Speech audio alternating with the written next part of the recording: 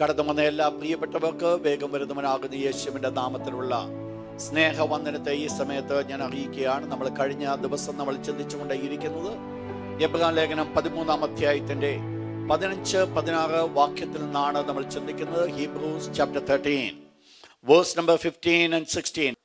ദൈവത്തിന് മഹത്വം ഉണ്ടാകട്ടെ. നാം ഈ പ്രത്യേകമായിരിക്കുന്ന വാക്യത്തിൽ കൂടെ ചിന്തിച്ചുകൊണ്ടേയിരിക്കുന്നത് പുതിയ നിയമത്തിലെ യാഗങ്ങൾ എന്നുള്ള വിഷയമാണ് നമ്മൾ ചിന്തിച്ചു. New testament sacrifice. കഴിഞ്ഞ ആഴ്ചയിൽ പ്രധാനമായിട്ട് 3 യാഗങ്ങളെയാണ് നമ്മൾ കാണുവാൻ സാധിച്ചത്. പുതിയ നിയമത്തിൽ, പഴയ നിയമത്തിൽ ദൈവം യാഗം കൊടുക്കുകയുണ്ടായി.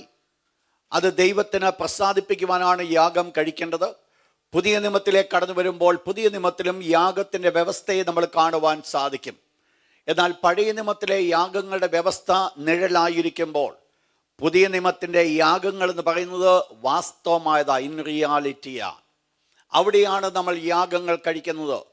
ഒന്നാമതായിട്ട് നമ്മൾ കഴിക്കേണ്ട യാഗമാണ് നമ്മെ തന്നെ ദൈവത്തിന് യാഗമായി അർപ്പിക്കുക. Our body as a spiritual sacrifice. നമ്മുടെ ശരീരം ദൈവത്തിന് ഒരു യാഗമായി സമർപ്പിക്കണം. ആ പ്രത്യേകമായിരിക്കുന്ന 3 കാര്യങ്ങൾ അതിനകത്ത് ഉണ്ടാകണം. 1, അത് ജീവനുള്ളതായിരിക്കണം. 2, അത് വിശുദ്ധമായിരിക്കണം. 3, അത് ദൈവത്തിന് പ്രസാദമായിരിക്കണം. ഈ പ്രത്യേകമായിരിക്കുന്ന യാഗത്തിലാണ് ദൈവം പ്രസാദിക്കുന്നത്. 2, ദൈവം നമ്മെ തിരഞ്ഞെടുത്തത് 1 പത്രോസ് 2, 4, 5 വാക്യത്തിൽ കൂടെ നമ്മൾ കണ്ടത് ഒരു ആത്മീയ ഗ്രഹമായിട്ട് ദൈവം നമ്മെ വിളിച്ചിരിക്കുമ്പോൾ ഒരാരാധന അവിടെ നടക്കേണ്ടത് ആവശ്യമാണ്. ആരാധന ഒരു യാഗമായി ചില സന്ദർഭങ്ങളിൽ മാറ്റപ്പെടും. നമ്മൾ കഴിഞ്ഞ ദിവസം വേദപുസ്തകത്തിൽ കൂടെ ആരാധന യാഗമായി തീർത്തവരുടെ കാര്യങ്ങളെ നമ്മൾ ചിന്തിക്കുവാനായിട്ടിടയായിത്തീർന്നു. 3-ാമത്തെ യാഗമാണ് നമ്മൾ എബ്രായ ലേഖനം 13-ാം അധ്യായത്തിന്റെ 15-ാമത്തെ വാക്യത്തിൽ പഠിപ്പിക്കുന്ന പോലെ സ്തോത്രം എന്ന യാഗം, സാക്രിഫൈസ് ഓഫ് പ്രൈസ്. അത് എപ്പോൾ അർപ്പിക്കണം? അവിടെ പറയപ്പെടുന്നത് ഇടവിടാതെ അർപ്പിക്കേണ്ടത് ആവശ്യമാണ്. ഇന്ന് രാത്രി തുടർന്നുള്ള വിഷയത്തിലേക്ക് ഞാൻ കടന്നു വരുവാനായിട്ട് കർത്താവ് താല്പര്യപ്പെടുകയാണ്. അതിനാധാരമായിട്ട് ഫിലിപ്പിക്ക് ലേഖനം 2-ാം അധ്യായം അതിൻ്റെ 17-ാമത്തെ വാക്യത്തിലേക്ക് കടന്നു പോകാൻ. Philippians chapter 2 verse number 17. ദൈവത്തിന് മഹത്വം ഉണ്ടാകട്ടെ. 4-ാമത്തെ യാഗമാണ് സാക്രിഫൈസ് ഓഫ് ഫെയ്ത്ത്. വിശ്വാസം ഒരു യാഗമായി മാറ്റണം. വിശ്വാസം ഒരു യാഗമായി തീരണം. ദൈവം ഒരു പുതിയ നിയമ വിശ്വാസിയെക്കുറിച്ച് ആഗ്രഹിക്കുന്ന ഒരു കാര്യമാണ്. അവരുടെ വിശ്വാസം ഒരു യാഗമായി തീരേണ്ട ആവശ്യകതയുണ്ട്. ഈ പ്രത്യേകമായിരിക്കുന്ന വിഷയത്തിന്റെ പശ്ചാത്തലം നമ്മൾ പഠിക്കുമ്പോൾ നമ്മൾ മനസ്സിലാക്കുന്നുണ്ട്. 1-ാം അധ്യായം ഫിലിപ്പിയർ ലേഖനം 1-ാം അധ്യായം അതിൻ്റെതായിരിക്കും 29-ാമത്തെ വാക്യം വേഴ്സ് 29.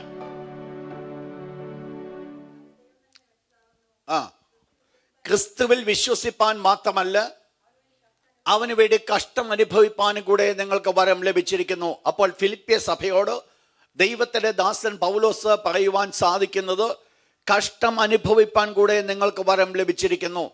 നാം കഷ്ടം അനുഭവിക്കേണ്ടതാണ്. എന്നിട്ട് അപ്രകാരം യഹൂദന്മാരാൽ ഈ ഈ വിശ്വാസികൾ എത്രമാത്രം കഷ്ടം അനുഭവിക്കുവാൻ ഇടയായിത്തീർന്നുവോ അതുപോലെ തന്നെ ജാതികളുടെ ഭാഗത്തു നിന്ന് ഈ ഫിലിപ്പിയ സഭയും കഷ്ടം അനുഭവിക്കുവാനായിട്ട് കാരണമായിത്തീർന്നു. വളരെയധികമായി കഷ്ടങ്ങൾ കൂടെ കടന്നുപോയി. അപ്പോൾ അവരുടെ കഷ്ടതയെ നോക്കിക്കൊണ്ട് അപ്പോസ്തലനായ പൗലോസ് പറയുകയാണ്, നിങ്ങളുടെ വിശ്വാസം എന്ന യാഗം അർപ്പിക്കുന്ന ശുശ്രൂഷയിൽ ഞാൻ രക്തം ഒഴുക്കേണ്ടി വന്നാലും ഞാൻ അതിൽ സന്തോഷിക്കും എന്ന് പറഞ്ഞാൽ ഈ ഫിലിപ്പിയ സഭ അവരുടെ വിശ്വാസം ഒരു യാഗമായി തീർക്കേണ്ട ഒരു ചില സന്ദർഭങ്ങൾ അവരുടെ ജീവിതത്തിൽ കടന്നു വന്നു. എല്ലാവരുടെയും ജീവിതത്തിൽ എല്ലായ്പ്പോഴും വിശ്വാസം ഒരു യാഗമായി തീർക്കേണ്ട ഒരു ആവശ്യമില്ല. എന്നാൽ എല്ലാവരുടെയും ജീവിതത്തിൽ, എല്ലാ വിശ്വാസികളുടെയും ജീവിതത്തിൽ ചില സന്ദർഭങ്ങളിൽ അവരുടെ വിശ്വാസം ഒരു യാഗമായി തീർക്കേണ്ടതായിട്ട് വരും. ഒരു യാഗം എന്നുള്ളത് നമ്മൾ പഠിച്ചപ്പോൾ ഒരു കാര്യം മനസ്സിലാക്കി.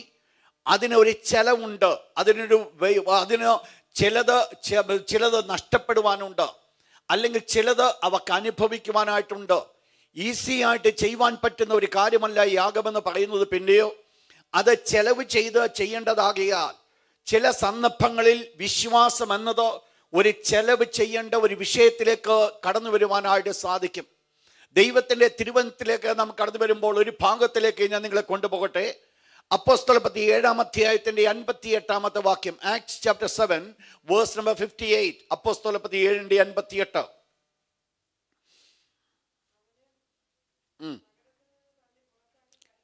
അവനെ നഗരത്തിൽ നിന്ന് തള്ളി പുറത്താക്കി കല്ലെറിഞ്ഞു. നിങ്ങൾക്കറിയാം, ഈ പ്രത്യയമായിരിക്കുന്ന ഭാഗം പഠിപ്പിക്കുന്നത് സ്തേഫാനോസിനെ കുറിച്ചാണ്. സ്തേഫാനോസ് എന്ത് സംഭവിച്ചു? സ്തേഫാനോസിന്റെ വിശ്വാസം ഒരു യാഗമായി തീർക്കേണ്ട ഒരു സന്ദർഭത്തിലേക്ക് കടന്നു വന്നു. യാഗമായി മാറ്റേണ്ട ഒരു അവസ്ഥയിലേക്ക് കടന്നു വന്നു. സ്തേഫാനോസിനെ തൻ്റെ വിശ്വാസത്തിന് വേണ്ടി പിടിച്ചപ്പോൾ ഒരു പക്ഷെങ്കിൽ സ്തേഫാനോസിനെ രക്ഷപ്പെടുവാൻ സാധിക്കുമായിരുന്നു. ഈ ദൈവത്തിൽ ഞാൻ വിശ്വസിക്കുന്നില്ല, അല്ലെങ്കിൽ ഞാൻ ഈ യേശുവിനെ തള്ളിപ്പറയുന്നു എന്ന് പറഞ്ഞിരുന്നുവെങ്കിൽ സ്തേഫാനോസിനെ രക്ഷപ്പെടുവാനായിട്ട് സാധിക്കാമായിരുന്നു. എന്നാൽ ഇവിടെ സ്തേഫാനോസ് ചെയ്തത്, തൻ്റെ വിശ്വാസം ഒരു യാഗമായി തീർക്കേണ്ട ഒരു സന്ദർഭത്തിലേക്ക് കടന്നു വന്നപ്പോൾ ദൈവത്തിൻ്റെ വചനത്തിൻ്റെ വ്യവസ്ഥയ്ക്ക് വേണ്ടി, ഈ യേശുവിനെ ആരാധിക്കുന്നതിന് വേണ്ടി, യേശു ക്രിസ്തുവിനെ മഹത്വപ്പെടുത്തുന്നതിന് വേണ്ടി, യേശുവിൻ്റെ ഒരു പൈതലായി ജീവിക്കുന്നതിന് വേണ്ടി മരിക്കേണ്ട ഒരവസ്ഥകൾ കടന്നു വന്നാലും അത് സന്തോഷത്തോടെ ഏറ്റെടുക്കുന്നതായിരിക്കുന്ന ഒരു വ്യക്തിയാണോ ഇവിടെ സ്തേഫാനോസായിട്ട് നമ്മൾ കാണുന്നത്? ദൈവമക്കൾ മനസ്സിലാക്കേണ്ട ഒരു വിഷയമാണ്, ചില സന്ദർഭങ്ങളിൽ എൻ്റെയും നിങ്ങളുടെ വിശ്വാസം ഒരു യാഗമായി തീർക്കേണ്ടതായിരിക്കുന്ന അവസ്ഥകൾ കടന്നു വരും. എപ്പോഴാണ് യാഗമായി തീർക്കേണ്ട അവസ്ഥകൾ കടന്നു വരുന്നത്? എനിക്കും നിങ്ങൾക്കും അനുകൂലമായിരിക്കുന്ന സാഹചര്യത്തിലായിരിക്കത്തില്ല വിശ്വാസം യാഗമായി തീർക്കേണ്ടി വരുന്നത്. വിശ്വാസത്തിന് വേണ്ടി നാം നിൽക്കേണ്ടതായ സമയത്ത് മറ്റുള്ളവരെ വിശ്വാസത്തിൽ നിൽക്കാതിരിക്കുമ്പോൾ ആ വിശ്വാസത്തിന് വേണ്ടി നിൽക്കുവാൻ തക്കണം ഞാൻ ആഗ്രഹിച്ചുകൊണ്ട് എൻ്റെ വിശ്വാസ ജീവിതത്തെ മുറുകെ പിടിക്കുന്നതാണോ ഒരു യാഗമായി മാറ്റപ്പെടേണ്ടതായിരിക്കുന്ന അവസ്ഥകൾ കടന്നു വരുന്നത്? നിങ്ങൾ മനസ്സിലാക്കണം, നാം അങ്ങോട്ട് ചെന്നിട്ട് പ്രശ്നം സ്വീകരിക്കുകയല്ല, പിന്നെയോ ഒരു വിശ്വാസ ജീവിതം നയിക്കുവാനായിട്ട് നാം ആഗ്രഹിക്കുമ്പോൾ അവിടെയാണ് നമ്മുടെ ജീവിതത്തിൽ ചിലത് നമുക്ക് നഷ്ടപ്പെടുന്നതായിട്ട് വരുന്നത്. നിങ്ങളുടെ ജീവിതത്തിലേക്ക് നോക്കിക്കഴിഞ്ഞാൽ നിങ്ങൾക്ക് ഒരു കാര്യം അറിയുക, വിശ്വാസത്തിന് വേണ്ടി ആരിറങ്ങിത്തിരിച്ചിട്ടുണ്ട്. ചില പ്രത്യേകമായിരിക്കുന്ന സാഹചര്യങ്ങളെങ്കിലും അവരുടെ വിശ്വാസത്തിന് വേണ്ടി ഒരു യാഗം ചെയ്യേണ്ടതായിരിക്കുന്ന അവസ്ഥ കടന്നു വന്നിട്ടുണ്ട്. എനിക്ക് ഒരിക്കലും അത് ചെയ്യുവാൻ സാധ്യമല്ല, ഞാൻ ഒരിക്കലും അത് ചെയ്യത്തില്ല എന്ന് പറഞ്ഞുകൊണ്ട് ദൈവത്തിൻ്റെ വചനത്തിൻ്റെ വ്യവസ്ഥയിൽ നിൽക്കുവാൻ ആഗ്രഹിക്കുന്നതായിരിക്കുന്ന ഒരവസ്ഥകളെയാണോ നമ്മൾ കാണുവാൻ സാധിക്കുന്നത്? നിങ്ങൾക്കറിയാം, പഴയ നിയമത്തിൽ നമ്മൾ ശദ്രക് മേശക് അബേദ്നെഗോവിനെ കുറിച്ച് നമ്മൾ പഠിക്കുവാനായിട്ട് കാരണമായിത്തീർന്നു. ആ പ്രത്യേകമായിരിക്കും വിഷയം ഇപ്രകാരമാണ് പഠിപ്പിച്ചത്. രാജാവ് ഒരു ബിംബത്തെ കൊണ്ട് നിർത്തിയിട്ട് നിങ്ങൾ ഈ ബിംബത്തോട് പ്രാർത്ഥിക്കണമെന്ന് പറഞ്ഞതായ സമയത്ത് അവരൊരു കാര്യം തീരുമാനിച്ചു. രാജാവ് നിർത്തിയ ബിംബത്തെ ഞങ്ങൾ നമസ്കരിക്കയില്ല എന്ന് പറഞ്ഞുകൊണ്ട്, ഞങ്ങൾ മരിക്കേണ്ടി വന്നാലും, ഞങ്ങൾ തീയിൽ എഴിയപ്പെടേണ്ടി വന്നാലും, ഞങ്ങളെ അവർ തീയിൽ വലിച്ചെറിഞ്ഞാലും ഈ രാജാവ് നിർത്തിയ ബിംബത്തെ ഞങ്ങൾ നമസ്കരിക്കയില്ല എന്ന് പറഞ്ഞുകൊണ്ട് അവരുടെ വിശ്വാസത്തിന് വേണ്ടി ഒരു യാഗമായി തീർത്തവരെയാണോ നമ്മളവിടെ കാണുവാൻ സാധിക്കുന്നത്? പ്രിയപ്പെട്ടവരോട് ഞാൻ ഓർപ്പിക്കട്ടെ, ദൈവം നമ്മിൽ കൂടെ കാണുവാൻ ആഗ്രഹിക്കുന്നത്, ദൈവം നമ്മിൽ കൂടെ എക്സ്പെക്ട് ചെയ്യുന്നത് ഒരു സാധാരണപ്പെട്ട ക്രിസ്തീയ ജീവിതം ജീവിച്ച് അവസാനിപ്പിക്കുവാൻ വേണ്ടിയല്ല. വിശ്വാസത്തിന് വേണ്ടി നിൽക്കേണ്ട ഒരു സന്ദർഭം കടന്നു വരുമ്പോൾ, വിശ്വാസത്തിന് വേണ്ടി ഒരു കാലെടുത്ത് വെക്കേണ്ട ഒരു സന്ദർഭം കടന്നു വരുമ്പോൾ, ആ സന്ദർഭത്തിൽ ഈ വിശ്വാസത്തിൽ നിന്ന് അങ്ങോട്ടും ഇങ്ങോട്ടും ഒരല്പം പോലും മാറത്തില്ല എന്ന് തീരുമാനിക്കുന്ന തീരുമാനമാണോ യാഗമായി മാറ്റപ്പെടേണ്ടത്? ഇത് ദൈവം എക്സ്പെക്ട് ചെയ്യുന്ന ഒരു കാര്യമാണ്. പുതിയ നിയമത്തിൽ നമ്മൾ നോക്കുമ്പോൾ ദൈവം ആഗ്രഹിക്കുന്നു, ദൈവത്തിന്റെ ദാസനാകുന്ന പൗലോസ് പറയുന്നത് വേറെ ഭാഗമാണ്. ആ ഭാഗം പറയുന്നത് തൻ്റെ വ്യക്തിപരമായ വിശ്വാസത്തിന് വേണ്ടി ഒരു യാഗമാക്കുന്നുവെന്നല്ല താൻ പറയുന്നത്. പിന്നെയോ മറ്റ് ദൈവമക്കൾ അവർ കഷ്ടപ്പെടുന്നത് കാണുമ്പോൾ, അവർ വേദനിക്കുന്നത് കാണുമ്പോൾ, അവർ പ്രയാസങ്ങൾ കൊണ്ട് വിശ്വാസത്തിന് വേണ്ടി അവർ പോരാടുന്നത് കാണുമ്പോൾ അപ്പോസ്തലനായ പൗലോസ് പറയുക, നിങ്ങൾക്ക് വേണ്ടി ഞാനും എൻ്റെ രക്തം ഒഴുക്കുവാൻ ഞാൻ ആഗ്രഹിക്കുന്നുവെന്ന് നിങ്ങൾ മനസ്സിലാക്കണം. മറ്റുള്ളവരുടെ വിശ്വാസത്തിന് വേണ്ടി പോരാടിക്കൊണ്ടിരിക്കുമ്പോൾ, മറ്റുള്ളവർ വിശ്വാസത്തിന് വേണ്ടി കഷ്ടപ്പെട്ടുകൊണ്ടിരിക്കുമ്പോൾ, വിശ്വാസ ജീവിതം നയിക്കുവാനായിട്ട് അവർ ഭാരപ്പെടുമ്പോൾ, പലവിധമാർക്ക് ചുറ്റുപാടുകളായിരിക്കാം അതിന് കാരണമായിരിക്കുന്നത്. പലപ്പോഴും നമ്മൾ അവരെ കണ്ടില്ല കേട്ടില്ലെന്ന് പറഞ്ഞുകൊണ്ട് നമ്മൾ മാറി നിൽക്കാറുണ്ട്. എന്നാൽ ദൈവത്തിന്റെ ദാസൻ പറയുന്നത് അതല്ല ആ വേർഡ്. നിങ്ങളുടെ വിശ്വാസം എന്ന യാഗം അർപ്പിക്കുന്ന ശുശ്രൂഷയിൽ എൻ്റെ രക്തം ഒഴുക്കേണ്ടി വന്നാലും ഞാൻ സന്തോഷിക്കുന്നു. പ്രിയപ്പെട്ടവരെ, ഒരു ദൈവ പൈതലിന്, ഒരു ദൈവദാസനോ, ഒരു സ്പിരിച്വൽ പേരന്റിനോ ആവശ്യമായിരിക്കുന്ന ഒരു സ്വഭാവമാണ് താൻ മുഖാന്തരമായിട്ട് ദൈവസന്നിധിയിൽ കൊണ്ടുവന്നിരിക്കുന്ന ഒരു വ്യക്തിക്ക് വേണ്ടി ജീവനെ കൊടുക്കുവാൻ സാധിക്കുമെങ്കിൽ അവർ വിശ്വാസത്തിൽ ഉറച്ചു നിൽക്കേണ്ടതിനോ, അവരുടെ വിശ്വാസത്തിൽ ഉറച്ചു മുൻപോട്ട് പോകേണ്ടതിനോ, പ്രതികൂലങ്ങൾ അവരെ ആഞ്ഞടിക്കുന്ന സമയത്ത്, പ്രശ്നങ്ങൾ അവരെ ആഞ്ഞടിക്കുന്ന സമയത്ത്, ആ പ്രശ്നങ്ങളുടെ നടുവില് അവർ പതറിപ്പോകാതെ അവരുടെ കരങ്ങളെ ഒന്ന് കോത്തുപിടിച്ചുകൊണ്ട് അവർക്ക് വേണ്ടി നിൽക്കുവാൻ തക്കവണ്ണം ജീവനെ കൊടുക്കുവാൻ സാധിക്കുമെങ്കിൽ അതാണ് സ്വർഗത്തിലെ ദൈവം ആഗ്രഹിക്കുന്നത്. പൗലോസ് അപ്പോസ്തലൻ പറയുന്ന വിഷയം ഇതാ. ഞാൻ ആദ്യം പറഞ്ഞത് നമ്മുടെ ആദ്യത്തെ ഒരു സ്റ്റെപ്പ്, അത് നമ്മുടെ എല്ലാവരുടെയും ജീവിതത്തിൽ കൂടെ കടന്നു വരുന്നതായിരിക്കുന്ന കാര്യമാണ്. പക്ഷേ അപ്പോസ്തലനായി പൗലോസ് വിശ്വാസം ഒരു യാഗമായി തീർക്കുന്നത് അതുകൊണ്ടല്ല. അപ്പോസ്തലനായി പൗലോസ് പറയുന്നത് ഫിലിപ്പിയ സഭയ്ക്ക് വേണ്ടി, താൻ മുഖാന്തരമായിട്ട് രക്ഷയിലേക്ക് കൊണ്ടുവന്ന ജനത്തിനു വേണ്ടി, താൻ മുഖാന്തരമായിട്ട് ദൈവത്തെ കണ്ടുമുട്ടുവാൻ ഇടയായി തീർന്നവന് വേണ്ടി അവരനുഭവിക്കുന്ന പ്രശ്നങ്ങൾ, അവരനുഭവിക്കുന്ന ബുദ്ധിമുട്ടുകൾ, അവരനുഭവിക്കുന്ന ഭാരങ്ങൾ, ആ ഭാരങ്ങളെ കുറിച്ച് താൻ ഓർക്കുമ്പോൾ താനും അവരോടുകൂടെ ഒരുമിച്ച് ചേർന്ന് തന്റെ രക്തം കൂടെ, തന്റെ ജീവൻ കൂടെ ഒഴുക്കി കൊടുക്കുവാൻ പൗലോസ് ആഗ്രഹിക്കുന്നു. നാം മുഖാന്തരമായിട്ട് രക്ഷയിലേക്ക് കൊണ്ടുവന്ന ഒരു വ്യക്തി വിശ്വാസ ജീവിതത്തിൽ നിൽക്കുവാൻ തക്കവണ്ണം ഞാൻ എത്രത്തോളം ഒരു സമർപ്പണം, എത്രത്തോളം ഒരു പ്രയത്നം എന്റെയും നിങ്ങളുടെയും ജീവിതത്തിൽ ഉണ്ട് എന്നുള്ളത് ശാന്തമായിട്ട് ചിന്തിക്കും. ഒരുപക്ഷെങ്കിൽ നമ്മൾ തുടങ്ങിയ ഒരു സുവിശേഷം പറച്ചിലുണ്ട്. ആ സുവിശേഷം പറഞ്ഞ ഒരു വ്യക്തി ദൈവത്തെ കണ്ടുമുട്ടിയാൽ അതോടുകൂടെ അവസാനിപ്പിക്കുന്ന പതിവുണ്ട്. പിന്നെ ബാക്കിയുള്ളത് നമുക്ക് മറ്റാരുടെയെങ്കിലും ചുമതലയാ. എന്നാൽ ഇന്ന് രാത്രി നമ്മൾ ഓർക്കണമേ, ഒരു വ്യക്തിയെ ദൈവം നമ്മെക്കുറിച്ച് ആഗ്രഹിക്കുന്നതും ദൈവം നമുക്ക് തന്നിരിക്കുന്ന കമ്മീഷൻ എന്ന് പറയുന്നതും, രണ്ട് കമ്മീഷനാണ് ദൈവം നമുക്ക് തന്നിരിക്കുന്നത്. ടു മേക്ക് ദം കൺവേർട്ട്, അവരെ ദൈവത്തിന് മക്കളാക്കുക. രണ്ട്, മേക്ക് ദം ഡിസൈപ്പിൾ, അവരെ ശിഷ്യന്മാരാക്കുക. അങ്ങനെയെങ്കിൽ എന്നെയും നിങ്ങളെയും കുറിച്ച് ദൈവം ആഗ്രഹിക്കുന്നത്, ഒരു വ്യക്തി ദൈവസന്നിധിയിലേക്ക് കടന്നു വരുമ്പോൾ അവൻ വീണ്ടും ജന്മം പ്രാപിച്ചു, ആത്മാഭിഷേകം പ്രാപിച്ചു, സ്നാനപ്പെട്ടു, അതിനകത്ത് നിൽക്കുവാൻ വേണ്ടി അല്ല ദൈവം അവരെക്കുറിച്ചും നമ്മെക്കുറിച്ചും ആഗ്രഹിക്കുന്നത്. അവരെ ശിഷ്യന്മാരാക്കി തീർക്കുന്ന ഒരു ലെവലിൽ വരെ എനിക്കും നിങ്ങൾക്കും വലിയ ഉത്തരവാദിത്വമുണ്ട് എങ്കിൽ അവരനുഭവിക്കുന്നതായിരിക്കുന്ന കഷ്ടതകൾ, അവരനുഭവിക്കുന്ന പ്രയാസങ്ങൾ എത്രത്തോളം എനിക്കും നിങ്ങൾക്ക് മനസ്സിലാക്കുവാൻ സാധിക്കുന്നു എന്നുള്ളത് ഞാൻ നിങ്ങൾ ചിന്തിക്കേണ്ട ഒരു കാര്യമാണ്. എന്താ ഇവിടെ സ്പിരിച്വൽ പേരന്റ് എന്ന് പറയുന്നത്? പേരന്റ് എന്ന് പറയുമ്പോൾ മക്കളുടെ ഉള്ള അവസ്ഥകൾ മനസ്സിലാക്കുവാൻ കഴിയുന്ന ഒരു പിതാവ്, ഒരു മാതാവ്, അതാണ് സ്പിരിച്വൽ പേരന്റ്. പക്ഷേ പലപ്പോഴും നമ്മുടെ ജീവിതത്തിൽ നമുക്കതിൻ്റെ ഒരു അറ്റം പോലും നമ്മൾ തൊടുവാൻ ആഗ്രഹിക്കാതെ അവർക്ക് വേണ്ടി വിശ്വാസത്തിന്, അവരുടെ വിശ്വാസ ഒരു യാഗമായിട്ട് തീർക്കുന്ന സമയത്ത് അവരോടുകൂടെ ഒന്ന് പങ്കുചേർന്നുകൊണ്ട് അവർക്ക് വേണ്ടി അത് കൈ കൊടുത്തുകൊണ്ട് ഞാനും നിങ്ങളോടുകൂടെ ഈ പ്രതികൂലങ്ങളുടെ നടുവിൽ ഇരുന്നുകൊണ്ട് പ്രാർത്ഥിക്കാൻ. എല്ലാവരും നിങ്ങളെ കൈവിട്ടാലും ദൈവം നിങ്ങളെ കൈവിടത്തില്ല, നമുക്ക് ഒരുമിച്ച് പ്രാർത്ഥിക്കാമെന്ന് പറയുന്ന ഒരു കൂട്ടം ജനത്തിന് വേണ്ടിയാണോ ഇന്ന് ലോകം നോക്കിക്കൊണ്ടേയിരിക്കുന്നത്? എന്തെങ്കിലും ഒന്ന് പറഞ്ഞേച്ച് അവസാനിപ്പിച്ചേച്ച് പോകുന്നതായിരിക്കും ഒരു കൂട്ടമല്ല ദൈവത്തിന് വേണ്ടത്. ഈ ദിവസങ്ങൾ എനിക്കും നിങ്ങൾക്ക് വേണ്ടത് നമ്മുടെ പ്രിയപ്പെട്ടവർ, നമ്മുടെ ചുറ്റുപാടും ഇരിക്കുന്നവർ, നമ്മുടെ അടുത്തിരിക്കുന്നവർ, അവർ വിശ്വാസത്തിൽ അവര് ഒരു പ്രയാസകരമായിരിക്കുന്ന സിറ്റുവേഷനിൽ കൂടെ അവർ കടന്നു പോകുമ്പോൾ വിശ്വാസ ജീവിതത്തിലേക്ക് തളർന്നു പോകുന്നതായ സ്ഥാനത്ത് എനിക്കും നിങ്ങൾക്ക് വേണ്ട ഒരു കാര്യമുണ്ട്. ഞാനും നിങ്ങളൊരു യാഗമായി അവിടെ തീർക്കുവാൻ സാധിക്കുമെങ്കിൽ അതായിരിക്കും ഒരു വലിയ അനുഗ്രഹം.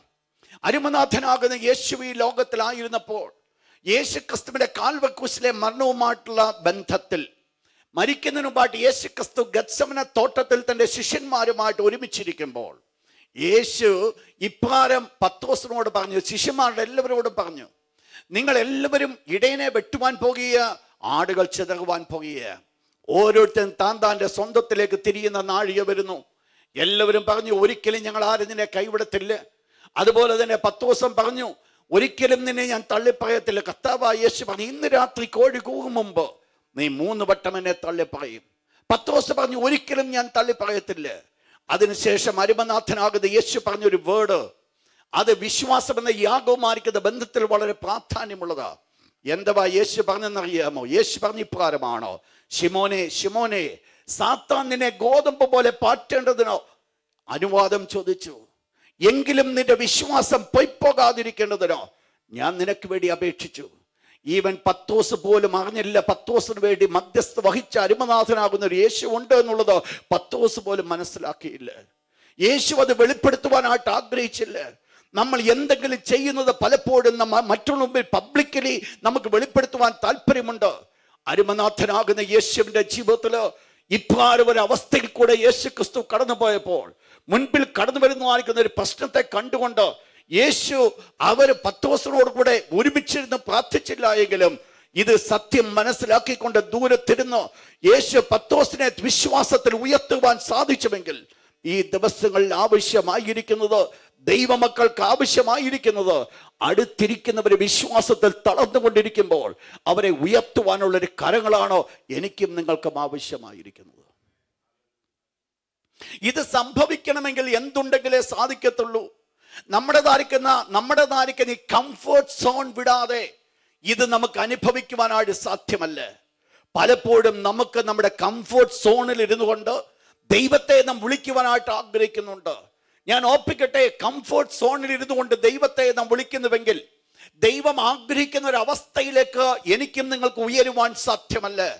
ആരെയെല്ലാം ദൈവം ഈ ലോകത്തിൽ ഉപയോഗിച്ചിട്ടുണ്ട് അവക്കെല്ലാവർക്കും ഒരു പ്രത്യേകതയുണ്ട്. അവ തങ്ങൾക്കുണ്ടായിരുന്ന കംഫർട്ട് സോൺ വിട്ടേച്ച് ദൈവത്തിന് വേണ്ടി കഷ്ടം അനുഭവിക്കുവാൻ അവർ ആഗ്രഹിച്ചത്, ദൈവത്തിന് വേണ്ടി വേദനിക്കപ്പെട്ടിരിക്കുവാനായിട്ട് അവർ ആഗ്രഹിച്ചത്, ഈ ലോകത്തിന്റെ സുഖം വേണ്ടെന്ന് വെച്ചുകൊണ്ട്, ഈ ലോകത്തിന്റെ സന്തോഷം വേണ്ടെന്ന് വെച്ചുകൊണ്ട് ദൈവത്തോടു കൂടെ ചേർന്നിരിക്കുന്നതാണ് സന്തോഷം എന്ന് മനസ്സിലാക്കിക്കൊണ്ട് അവർ തങ്ങളുടെ ജീവിതത്തെ പരമേൽപ്പിച്ചു കൊടുത്തതാണോ അതിന് കാരണമായിരിക്കുന്നത്? ഇന്ന് രാത്രി ഞാൻ ഓർപ്പിക്കട്ടെ, ഞാൻ ആ ഭാഗം ഞാൻ ഓടിച്ചു വിടുകയാണ്.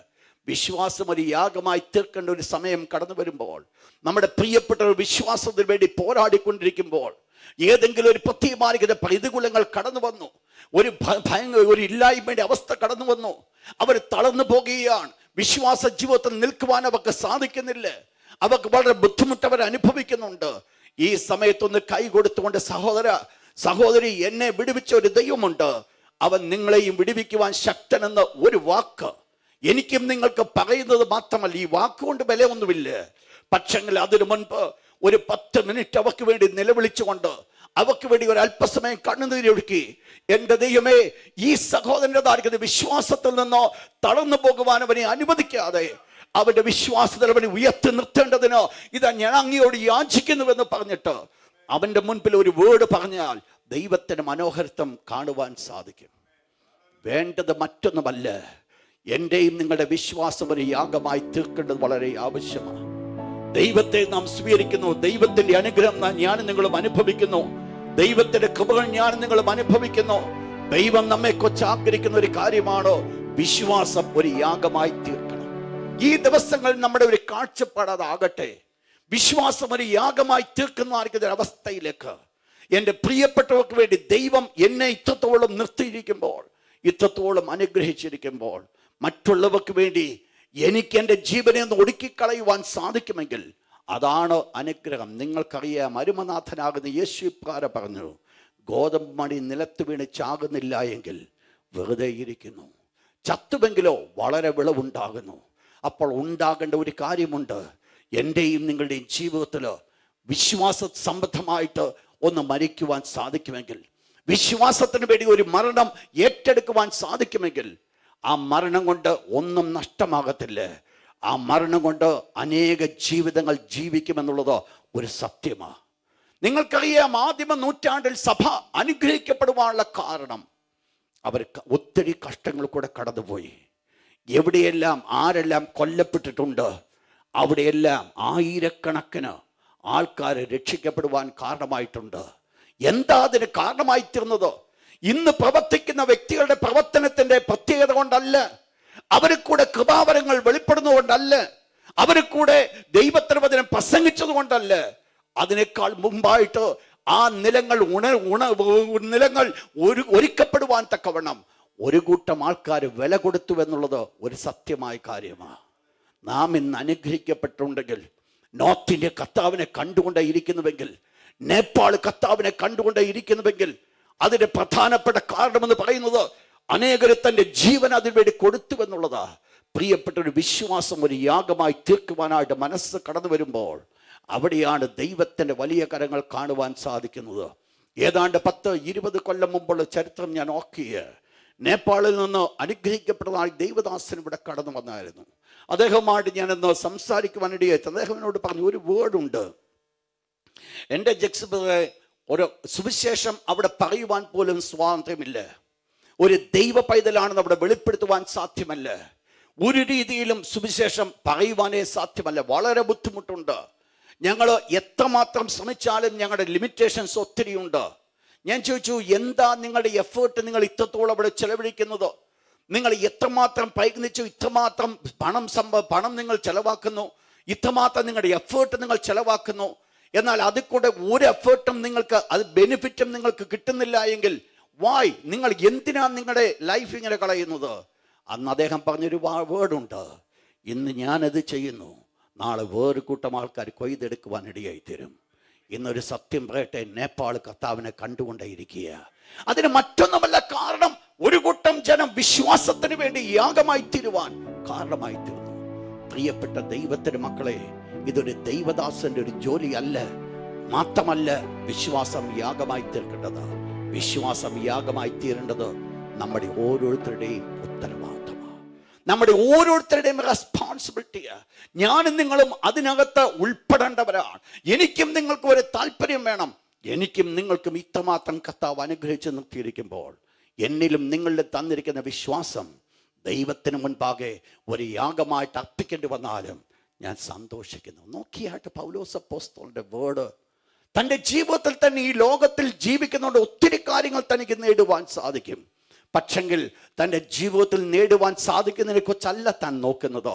അതിനേക്കാൾ ഉപരിയായിട്ട് ദൈവത്തിന് വേണ്ടി ഒരു യാഗമായി തീർക്കുവാൻ സാധിക്കുമെങ്കിൽ, തൻ്റെ വിശ്വാസം ഒരു യാഗമായി തീർക്കുവാൻ സാധിക്കുമെങ്കിൽ അതാണ് തൻ്റെ ജീവിതത്തിൽ വളരെ പ്രധാനമായി കണ്ടത്. ഇന്ന് ഞാൻ ആ ഭാഗം ഞാൻ വിടുകയെ വിശ്വാസം ഒരു യാഗമായി തീരണം. 5-ാമത്തെ കാര്യം, എന്ത് യാഗമായി തീരണം? വായിച്ചോട്ടെ, റെവലേഷൻ ചാപ്റ്റർ 8, വെളിപ്പാട് പുസ്തകം 8-ാം അധ്യായം. അതിനു മുമ്പായിട്ട് വെളിപ്പാട് പുസ്തകം 5-ാം അധ്യായം, വെളിപ്പാട് പുസ്തകം 5-ാം അധ്യായം, റെവലേഷൻ ചാപ്റ്റർ 5, അതിന്റെ വേഴ്സ് 8, 8-ാമത്തെ വാക്യം.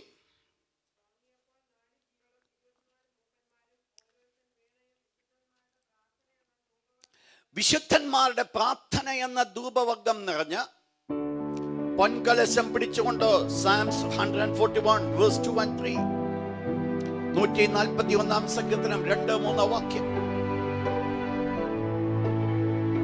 സാംസ് 141 വേഴ്സ് 2 and 3. എന്റെ പ്രാർത്ഥന തിരുസന്നിധിയിൽ ധൂപമായും എന്റെ കൈകളെ മലർത്തുന്നത് സന്ധ്യായാഗമായി തീരട്ടെ. 5-ാമത്തെ യാഗമാണ് പ്രാർത്ഥന, prayer. Prayer, sacrifice of prayer.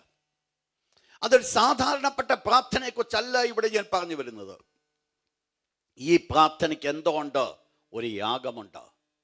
ഇവിടെ ഞാൻ നിങ്ങളെ ചിന്തിപ്പിച്ച് കാണിക്കുന്ന വെളിപ്പാട് പുസ്തകത്തിലേക്ക് ഞാൻ കടന്നു വരട്ടെ. വെളിപ്പാട് പുസ്തകം 5-8 വീണ്ടും ഒരിക്കൽ കൂടെ വായിച്ചാട്ട്.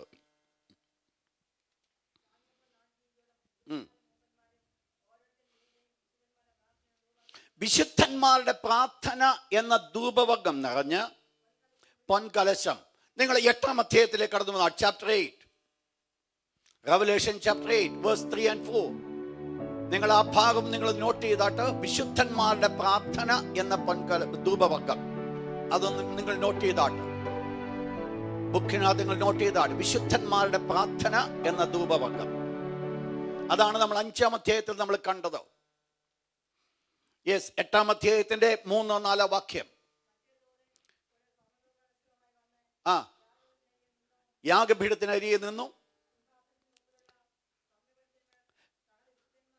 സകല വിശുദ്ധന്മാരുടെയും പ്രാർത്ഥനയോടെ ചേർക്കേണ്ടതിനോ.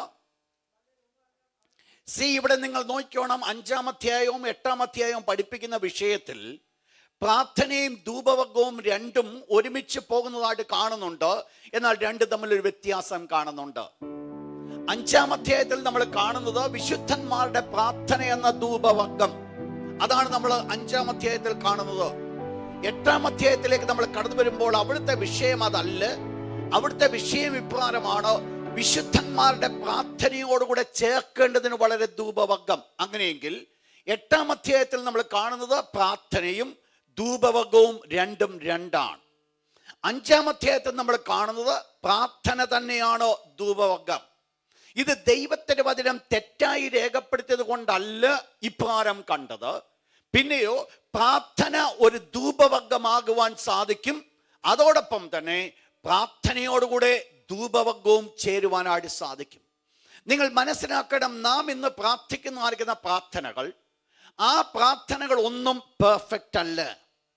അതിനകത്ത് ഒത്തിരി കുറവുകൾ നമുക്ക് കാണുവാൻ സാധിക്കും. സ്വർഗത്തിലെ ദൈവത്തിന് മുൻപിൽ പ്രസാദകരമായിട്ട് നമ്മുടെ പ്രാർത്ഥന തീരുന്നത്, ഇന്ന് ഞാനും നിങ്ങളും ആർക്കെങ്കിലും വേണ്ടി എന്തെങ്കിലും വിഷയത്തിന് വേണ്ടി പ്രാർത്ഥിച്ചുവെങ്കിൽ ദൈവം ആ പ്രാർത്ഥനയ്ക്ക് ഉത്തരം തന്നത് എൻ്റെ പ്രാർത്ഥന പെർഫെക്റ്റ് ആയിട്ടല്ല. ആരും അത് ചിന്തിക്കരുത്. ഈ ഭൂമിയിൽ പ്രാർത്ഥിക്കുവാൻ അറിയാവുന്ന ഒരൊറ്റ വ്യക്തിക്ക് മാത്രമേ ഉള്ളായിരുന്നു. ആ വ്യക്തിയാണ് പ്രാർത്ഥിക്കുവാനായിട്ട് പഠിപ്പിച്ചത്. പലപ്പോഴും നമ്മുടെ പ്രാർത്ഥനയുടെ വാചകത്തിൽ അപ്പാരമുള്ളതായിരിക്കുന്ന ആ കംപ്ലീറ്റ് വിഷയങ്ങൾ കടന്നു വരാതെ ഒന്നുകിൽ ചില വിഷയങ്ങൾ വെച്ചുകൊണ്ടും അവസാനിപ്പിക്കുന്ന പതിവാണ് നമുക്കുള്ളത്. അരിമനാഥനാകുന്ന യേശു മാത്രമാണ് എങ്ങനെ പ്രാർത്ഥിക്കണമെന്നുള്ളത് വെളിപ്പെടുത്തുവാനിടയായിത്തീർന്നത്. ബാക്കിയുള്ളവരെല്ലാവരും അവർക്ക് അറിയാവുന്ന ഭാഷയിൽ, അവർക്കറിയാവുന്ന ജ്ഞാനത്തിൽ പ്രാർത്ഥിക്കുവാനായിട്ട് പഠിപ്പിച്ചു. യോഹന്നാൻ സ്നാപകൻ തന്റെ ശിഷ്യന്മാരെ പ്രാർത്ഥിക്കുവാൻ പഠിപ്പിച്ചു. അതുപോലെ മറ്റു പലരും പ്രാർത്ഥിക്കുവാനായിട്ട് പഠിപ്പിച്ചു. പക്ഷേ അവരുടെ പ്രാർത്ഥനകൾ ആരുടെയും പ്രാർത്ഥന പെർഫെക്റ്റ് ആയിരുന്നില്ല. അരിമനാഥനാകുന്ന യേശുക്രിസ്തുവിന്റെ പ്രാർത്ഥന മാത്രമേ പെർഫെക്റ്റ് ആയിട്ടുള്ളൂ. ഇന്ന് എൻ്റെയും നിങ്ങളുടെ പ്രാർത്ഥന പൂർണ്ണതയുള്ളതല്ല. പിന്നെയോ എൻ്റെയും നിങ്ങളുടെ പ്രാർത്ഥനയ്ക്ക് അനുഗ്രഹം കിട്ടുവാനുള്ള കാരണമെന്ന് പറയുന്നത്, എൻ്റെയും നിങ്ങളുടെ പ്രാർത്ഥനയോടുകൂടെ ചേർക്കേണ്ടതിനോ അരിമനാഥനാകുന്ന യേശു കുറെ ധൂപവർഗം ഇടുന്നതാണ് ഈ പ്രാർത്ഥന ദൈവസന്നിധിയിൽ ചെല്ലുവാൻ കാരണമായിരിക്കുന്നത്. ഞാനിന്ന് ശ്രദ്ധിച്ച് നിങ്ങളായിരിക്കണം. എൻ്റെയും നിങ്ങളുടെ പ്രാർത്ഥന ദൈവസന്നിധിയിൽ ചെല്ലുവാൻ കാരണമായിരിക്കുന്നത് എൻ്റെയും നിങ്ങളുടെ വാക്കുകളുടേതായിരിക്കുന്ന സാമർഥ്യം കൊണ്ടല്ല, ദൈവത്തിന് ഹിതപ്രകാരമുള്ള വാക്കുകൾ ഞാൻ പറഞ്ഞു എന്നുള്ളത് കൊണ്ടല്ല. പകരം എൻ്റെയും നിങ്ങളുടെയും പ്രാർത്ഥനയോടുകൂടെ ചേർക്കേണ്ടതിനോ അരിമനാഥനാകുന്ന യേശു ധൂപവർഗം ഇടുന്നതാണ് ഇത് ദൈവസന്നിധിയിൽ ചെല്ലുവാൻ കാരണമായിരിക്കുന്നത്. നമ്മൾ വേദപുസ്തകം നമ്മൾ പഠിക്കുമ്പോൾ പഴയ നിയമത്തിലെ സകല യാഗങ്ങൾക്കും ഓരോന്നിനും അതതിൻ്റെ പൂർണ്ണതയുണ്ടെങ്കിലും ആ പൂർണ്ണതയിലല്ല അവരത് വിശ്വസിക്കുന്നത്. അവർ മനസ്സിലാക്കുന്നുണ്ട്, അവർ തങ്ങളെ തന്നെ ദൈവത്തിന് ഹോമയാഗം അർപ്പിക്കുമ്പോൾ ഈ ഹോമയാഗം മൃഗം കൊണ്ട് ദൈവത്തിന് പൂർണ്ണമായിട്ട് ഈ ഹോമയാഗമായി തീരുവാൻ സാധ്യമല്ല. പിന്നെയോ വരുവാൻ പോകുന്ന യേശുക്രിസ്തുവിൽ അവർ വിശ്വസിച്ചിട്ടാണ് ഇതവർ ചെയ്യുന്നത് എന്ന് പറഞ്ഞാൽ ആ കുറവുകൾ തികയ്ക്കുന്നത് അരിമനാഥനാകുന്ന യേശു എന്നുള്ളത്. അങ്ങനെയെങ്കിൽ നിങ്ങൾ മനസ്സിലാക്കണം, എൻ്റെയും നിങ്ങളുടെയും പ്രാർത്ഥനയുടെ മിടുക്കുകൊണ്ടല്ല ഉത്തരം ലഭിക്കുന്നത്. പിന്നെ എൻ്റെയും നിങ്ങളുടെ പ്രാർത്ഥനയുടെ കൂട്ടത്തിൽ അരിമനാഥനാകുന്ന യേശു തന്റെ ധൂപവർഗം ഇടുന്നതാണ് പിതാവിന്റെ സന്നിധാനത്തിലേക്ക് അത് കടന്നു ചെല്ലുവാൻ കാരണമായി തീർന്നത്. എന്നാൽ ചില കണ്ടീഷൻസ് പ്രാർത്ഥിക്കുവാനായിട്ടുണ്ട്. എന്നാൽ വേദപുസ്തകം നമ്മൾ പഠിക്കുമ്പോൾ പ്രാർത്ഥന ഒരു ധൂപവർഗമായി മാറ്റപ്പെടണം. പ്രാർത്ഥന ഒരു ധൂപവർഗമായി തീരുമ്പോൾ മാത്രമേ പ്രാർത്ഥന ഒരു യാഗമായി തീരുകയുള്ളൂ. ശ്രദ്ധിക്കണം എൻ്റെ വേർഡ്. ഞാൻ പറഞ്ഞു വന്ന ആദ്യത്തെ വേർഡ് ഞാൻ മാറ്റുകയാണ്. ആദ്യത്തെ വേർഡ് ഞാൻ പ്രാരംഭമാണ് പറഞ്ഞത്, പ്രാർത്ഥനയോടുകൂടെ ധൂപവർഗം ചേർക്കണം. അത് ഏത് വിധത്തിൽ പ്രാർത്ഥിച്ചോ, അത് എങ്ങനെ വേണമെങ്കിലും പ്രാർത്ഥിച്ചോ, അവസാനമായിട്ട് യേശുവിന്റെ നാമത്തിൽ തന്നെ എന്നുള്ള ഒരൊറ്റ വേർഡ് പറയുമ്പോൾ ആ പ്രാർത്ഥനയോടുകൂടെ അരിമനാഥനാകുന്ന യേശു തന്റെ ധൂപവർഗം ഇട്ട് അതാണ് സ്വർഗത്തിൽ പിതാവിന്റെ മുൻപാകെ സൗരഭ്യവാസനയാകുന്നത്. ദൈവം നമ്മെ അനുഗ്രഹിക്കുവാനുള്ള കാരണം, ദൈവത്തിന്റെ പക്കൽ നിന്ന് എനിക്ക് നിങ്ങൾക്ക് ഉത്തരം കിട്ടുവാനുള്ള കാരണമെന്ന് പറയുന്നത്, ഞാനും നിങ്ങൾ പ്രാർത്ഥിക്കുന്ന വിഷയം, ആ വിഷയം എന്ത് സംഭവിക്കുന്നു, ഇത് ഇവിടുന്ന് സ്വർഗത്തിലേക്ക് എടുക്കപ്പെടുകയാണ്. അതാ ലിറ്ററലി സംഭവിക്കുന്നത്. ഞാനും നിങ്ങളും ദൈവത്തിന് നന്ദി പറയുമ്പോൾ, ഞാനും നിങ്ങളും ദൈവത്തോട് പ്രാർത്ഥിക്കുമ്പോൾ ആ പ്രാർത്ഥനയുടെ വാചകങ്ങൾ ലിറ്ററലി സ്വർഗത്തിലേക്ക് കടന്നു ചെല്ലുകയാണ്. ഞാൻ ഓർപ്പിക്കട്ടെ, ഒരു ദുഷ്ട പിശാചിനും നിങ്ങളുടെ പ്രാർത്ഥനയെ തടയുവാൻ സാധ്യമല്ല. ഒരു ദുഷ്ടനും അനുവാദം കൊടുത്തിട്ടില്ല. ചില ദിവസങ്ങൾ, ചില സമയത്തേക്ക് തടഞ്ഞു വെക്കുവാൻ സാധിക്കുമെങ്കിലും നിത്യകാലം ഒരിക്കൽ പോലും തടഞ്ഞു വെക്കുവാൻ സാധ്യമല്ല. ദാനിയേൽ പ്രാർത്ഥിച്ചു 21 ദിവസം ദുഷ്ടൻ തടഞ്ഞു വെക്കുവാൻ സാധിച്ചുവെങ്കിലും 21ാമത്തെ ദിവസം ദാനിയേൽ ഉത്തരം കൊടുക്കുവാൻ സ്വർഗത്തിലെ ദൈവം ശക്തനായിരുന്നുവെങ്കിൽ എന്റെയും നിങ്ങളുടെ പ്രാർത്ഥനയ്ക്ക് ഉത്തരം തരുവാൻ സ്വർഗത്തിലെ ദൈവം ശക്തൻ തന്നെയാണ്. എന്താ ഇവിടെ ആവശ്യമായിരിക്കുന്നത്? പ്രാർത്ഥന എന്ന് പറയുന്നത്, ആ പ്രാർത്ഥനയോടുകൂടെ എന്ത് സംഭവിച്ചു? ധൂപവർഗ്ഗമിട്ടു. എന്നാൽ ഞാൻ പറഞ്ഞ പ്രാർത്ഥന എന്നുള്ള യാഗം എന്നുള്ള വിഷയം അവിടെയല്ല. പ്രാർത്ഥന ഒരു യാഗമായി തീരണമെങ്കിൽ പ്രാർത്ഥന ഒരു ധൂപവർഗ്ഗമായി തീരണം, ധൂപവർഗ്ഗമായി മാറ്റണം. ധൂപവർഗ്ഗം എന്ന് പറയുമ്പോൾ നിങ്ങൾ പ്രധാനമായിട്ട് പഴയ നിയമത്തിലേക്ക് കടന്നു വരുമ്പോൾ ഒരു ധൂപവർഗ്ഗം ദൈവത്തിന് മുൻപാകെ സൗരഭ്യവാസനയായിരിക്കും. ധൂപവർഗ്ഗം ഉണ്ടാകണമെങ്കിൽ പ്രധാനമായിട്ട് 4 കാര്യങ്ങൾ വേണമെന്ന് ദൈവം കൽപ്പിച്ചിട്ടുണ്ട്. പുറപ്പാട് പുസ്തകം 30-ാം അധ്യായം അതിന്റെ 34-ാമത്തെ വാക്യം. Exodus chapter 30 verse 34.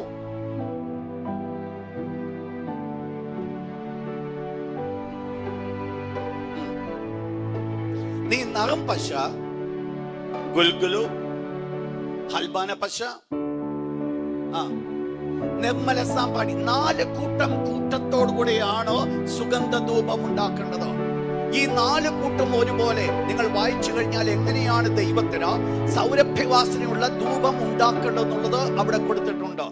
അപ്പോൾ ഈ 4 കൂട്ടം സാധനങ്ങളാണ് ഈ ധൂപവർഗ്ഗം ഉണ്ടാകുന്നതിന് കൊടുക്കണം. ശ്രദ്ധിച്ചോണെ, ഞാനിപ്പോൾ പറഞ്ഞു വരുന്ന വേർഡ്, ഈ ധൂപവർഗ്ഗമാണ് ദൈവത്തിന് പ്രസാദം കരയറ്റുന്നത്, ദൈവത്തെ പ്രസാദിപ്പിക്കുന്നത് ഈ ധൂപവർഗ്ഗമാണ്.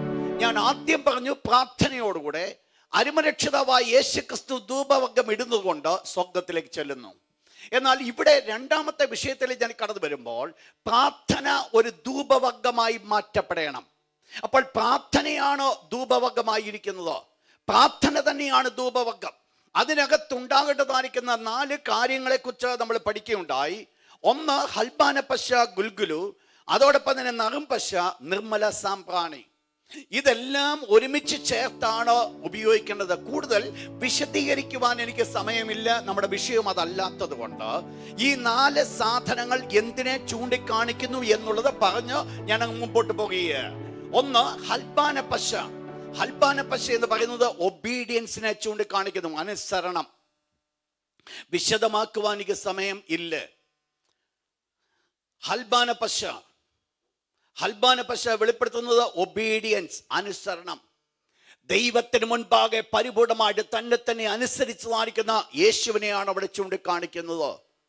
ദൈവത്തിന്റെ ഇഷ്ടത്തിന് വേണ്ടി, എൻ്റെ ഇഷ്ടമല്ല, അപിതാവിന്റെ ഇഷ്ടം ചെയ്യുവാൻ ഞാൻ ലോകത്തിൽ വന്നിരിക്കുന്നത് പറഞ്ഞുകൊണ്ട് ദൈവത്തിന്റെ ഇഷ്ടം നിവർത്തിക്കപ്പെട്ടതായിരിക്കുന്ന ഒബീഡിയന്റ് ആയിരിക്കുന്ന യേശുവിനെ. 2 ഗുൽഗുലു. ഗുൽഗുലു എന്ന് പറയുന്നത് അബൈഡ് ഇൻ ട്രൂത്ത്, സത്യത്തിൽ നിൽക്കുക. വേറെ ഇത് ചിന്തിച്ചാൽ അതാണ് പ്രാക്ടിക്കൽ ലൈഫ്. പ്രായോഗിക ജീവിതത്തിൽ സത്യം. ദൈവത്തിന്റെ ദാസനാണ് സത്യം അരക്കി കെട്ടുന്നു. കർത്താവായ യേശു തന്നെ പറഞ്ഞു, സത്യം, ഞാൻ തന്നെ സത്യമാകുന്നു. അപ്പോൾ സത്യമാണ് 2ാമത്തത്. 3 നറും പശ. നറും പശ വെളിപ്പെടുത്തുന്നത് ബ്രോക്കൺ ഹാർട്ട് വിത്ത് ടിയേഴ്സ്, നുറുങ്ങിയ ഹൃദയത്തിൽ നിന്നുള്ളതായിരിക്കുന്ന കണ്ണുനീര്. നറും പശ നുറുങ്ങിയ ഹൃദയത്തിൽ നിന്ന് കടന്നു വരുന്ന കണ്ണുനീര്, അല്ലെങ്കിൽ തകർന്ന ഹൃദയത്തിൽ നിന്ന്, from the broken heart. Broken heart, അതിൽ നിന്ന് കടന്നു വരുന്ന ടിയേഴ്സ്, കണ്ണുനീര്. 4ാമതായിട്ട് നിർമ്മല സാമ്പ്രാണി, 4th one.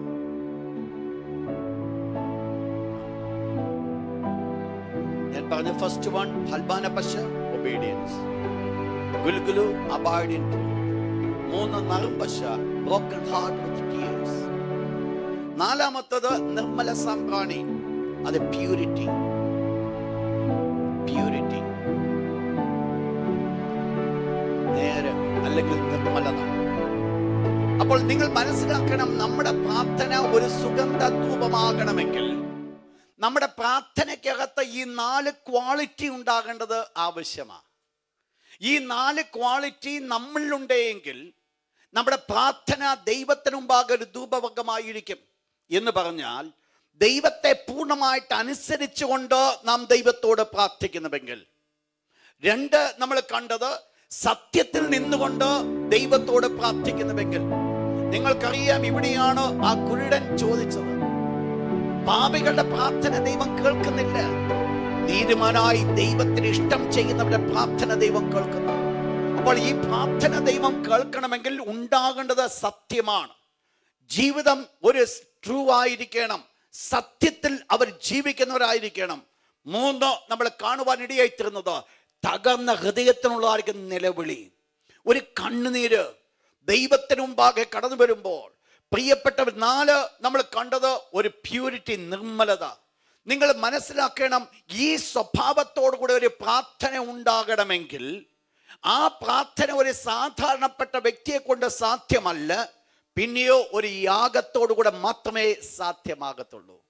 നമ്മൾ മനസ്സിലാക്കണം, പ്രാർത്ഥിക്കുവാനായിട്ട് നമുക്ക് സാധിക്കും. ദൈവത്തിന്റെ ദാസൻ പറയുന്ന ഒരു വേർഡിലേക്ക് ഞാൻ നിങ്ങളെ കൊണ്ടുവരട്ടെ. 1 തെസ്സലോനിക്ക ലേഖനത്തിലേക്ക് കടന്നു വന്നാൽ, 1 Thessalonians എന്താണ് 2 Thessalonians chapter 3. വിശ്വാസം എല്ലാവർക്കും. അപ്പൊ പ്രാർത്ഥിക്കുന്നുണ്ട്, എന്തില്ല? വിശ്വാസമില്ല. ഉദാഹരണം ഞാൻ പറഞ്ഞു തരാം. പത്രോസ് ഹെരോദാവ് പിടിച്ച് കാരാഗ്രഹത്തിലാക്കി. അടുത്ത ദിവസം കൊല്ലുവാൻ വേണ്ടി മുമ്പോട്ട് കൊണ്ടിരിക്കുക. സഭ മുഴുവൻ കടന്ന് പ്രാർത്ഥനയാണ്, ഭയങ്കര പ്രാർത്ഥന. ഒരു രാത്രിയൊന്നും ഉറങ്ങാതെ എങ്ങനെയെങ്കിലും ഈ മനുഷ്യനെ രക്ഷപ്പെടുത്തണമെന്ന് ആഗ്രഹിച്ചുകൊണ്ട് പ്രാർത്ഥിക്കുക. പ്രാർത്ഥനയൊക്കെ നടന്നുകൊണ്ടിരിക്കുന്ന സമയത്ത് പത്രോസ് കാരാഗ്രഹമൊക്കെ തുറന്ന് ഇനി വെളിയിൽ വന്നിട്ട് പത്രോസ് അവരുടെ വാതിക്കൽ നിന്ന് മുട്ടിയിട്ടും വേലക്കാരത്തെ പറഞ്ഞു പത്രോസാ വന്നിരിക്കുന്നു പറഞ്ഞു. അവര് പറഞ്ഞു ഇല്ല, വേറെ ദൂതനാ. പ്രാർത്ഥിക്കുന്ന എന്തിനു വേണ്ടിയാ? പത്രോസിനെ വിട്ട് കൊണ്ടുവരാൻ വേണ്ടിയാ. പക്ഷെ പ്രാർത്ഥിക്കുന്നുണ്ട്, പക്ഷെ എന്തില്ല അവരുടെ ഉള്ളിൽ. നമ്മുടെ ജീവിതത്തിൽ പലപ്പോഴും പ്രാർത്ഥിക്കുന്നുണ്ട്, പക്ഷേ ആ പ്രാർത്ഥനയ്ക്കകത്തൊരു വിശ്വാസമില്ലാത്തത് കൊണ്ട് അനുഗ്രഹം നമ്മൾ അനുഭവിക്കുന്നില്ല. പ്രാർത്ഥിക്കുമ്പോൾ ഞാനും നിങ്ങളും മനസ്സിലാക്കേണ്ടത്, അപ്പോസ്തലനായ പൗലോസ് പറയുക, വിശ്വാസം എല്ലാവർക്കുമില്ലല്ലോ. വിശ്വാസം ഉള്ളവരെ കൊണ്ട് മാത്രമേ സാധിക്കത്തുള്ളൂ. എന്ത് സാധിക്കത്തുള്ളൂ എന്നറിയാമോ? വല്ലാത്തവരും ദുഷ്ടന്മാരുമായിരിക്കുന്ന മനുഷ്യരുടെ കരങ്ങളിൽ നിന്ന് ഞങ്ങൾ വിടുവിക്കപ്പെടേണ്ടതിനോ ദൈവദാസന്മാർ വിടുവിക്കപ്പെടണമെങ്കിൽ വിശ്വാസമുള്ളവരാണ് പ്രാർത്ഥിക്കേണ്ടത്. ദൈവത്തിന്റെ ദാസന്മാർ ശുശ്രൂഷയ്ക്ക് വേണ്ടി കടന്നു പോകുമ്പോൾ, ദൈവത്തിന്റെ മക്കൾ ശുശ്രൂഷയ്ക്ക് വേണ്ടി കടന്നു പോകുമ്പോൾ, കർത്താവെ അവരെ അനുഗ്രഹിക്കണമെന്നുള്ള പ്രാർത്ഥന നല്ലതാ, തെറ്റെന്നല്ലെന്നേ പറഞ്ഞു വരുന്നത്. പക്ഷെങ്കിൽ ഒന്ന് കാണണം, അവരോടുകൂടെ ചേർന്ന് മുട്ടിലെ ഇരുന്നു കൊണ്ട് ഒരു മൽപ്പിടുത്തത്തിന് വേണ്ടി ഒരുക്കപ്പെടുവാൻ സാധിക്കുമെങ്കിൽ ദൈവത്തിന്റെ മനോഹരത്വം ഒന്ന് കാണുവാൻ തക്കണം. കർത്താവെ ഞങ്ങൾ ആഗ്രഹിക്കുന്നത് പറഞ്ഞുകൊണ്ട് ദൈവത്തിന്റെ കരങ്ങളെ കേൾപ്പിച്ചുകൊണ്ട് ഒന്ന് സമർപ്പണത്തോടെ കൊടുക്കുവാൻ സാധിക്കുമെങ്കിൽ അവിടെയാണ് പ്രാർത്ഥന ഒരു യാഗമായി മാറ്റപ്പെടുന്നത്. തകർന്ന ഹൃദയത്തിൽ ഒരു കണ്ണുനീര്, സാധാരണ കണ്ണുനീര് കടന്നു വരത്തില്ല. വേദന ഉണ്ടാകണം, കണ്ണുനീര് ഉണ്ടാകണമെങ്കിൽ ഹൃദയത്തിൽ ആ ഭാരമുണ്ടാകണം. അങ്ങനെയെങ്കിൽ എന്റെയും നിങ്ങളുടെ ഉള്ളിൽ എന്തുണ്ടാകണം? എന്റെ പ്രാർത്ഥന ഒരു യാഗമായി മാറ്റപ്പെടണമെങ്കിൽ എന്റെ പ്രാർത്ഥന നിങ്ങൾ മനസ്സിലാക്കണം, നമ്മൾ ഈ ലോകത്തിൽ കഴിക്കുന്ന ഒരൊറ്റ പ്രാർത്ഥന പോലും സ്വർഗത്തിൽ ചെല്ലാതിരിക്കത്തില്ല. അതെല്ലാം ചെല്ലും. പക്ഷെങ്കിൽ അതിനേക്കാൾ ഒന്നുകൂടെ നല്ലതായിരിക്കും ആ പ്രാർത്ഥനയിൽ ഒരു യാഗമുണ്ടെങ്കിൽ, ഒന്ന് ചെലവ് ചെയ്യുവാൻ സാധിക്കുമെങ്കിൽ, ഒന്ന് ചെലവാക്കുവാൻ സാധിക്കുമെങ്കിൽ, ഒരല്പം നിമിഷങ്ങൾ മാറ്റപ്പെട്ടുകൊണ്ട് അതിനുവേണ്ടി അല്പം വില കൊടുക്കേണ്ടി വന്നാലും ഞാൻ വില കൊടുക്കുന്നുവെന്ന് ആഗ്രഹിച്ചുകൊണ്ട് വില കൊടുക്കുവാൻ സാധിക്കുമെങ്കിൽ അവിടെയാണ് ദൈവത്തിന്റെ കരങ്ങൾ കാണുവാൻ സാധിക്കുന്നത്.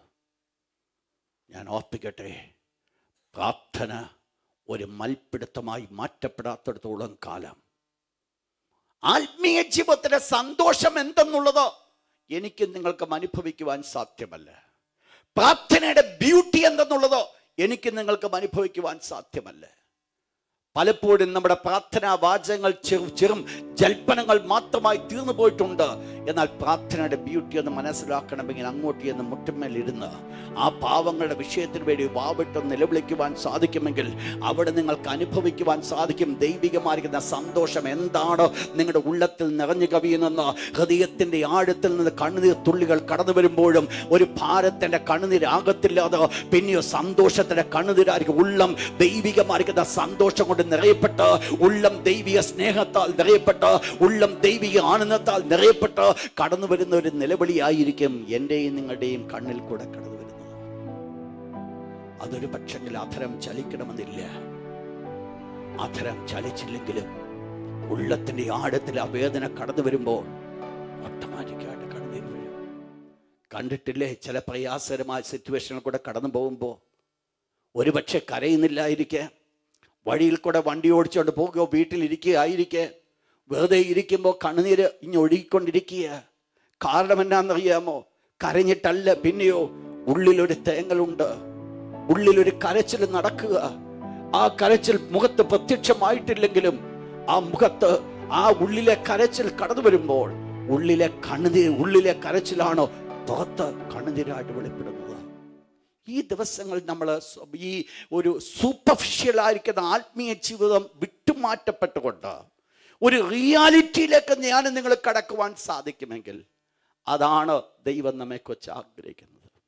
പ്രാർത്ഥന ഒരു യാഗമായി മാറ്റപ്പെടണം. എൻ്റെ മുമ്പിൽ സമയം വളരെ കുറവാണ്.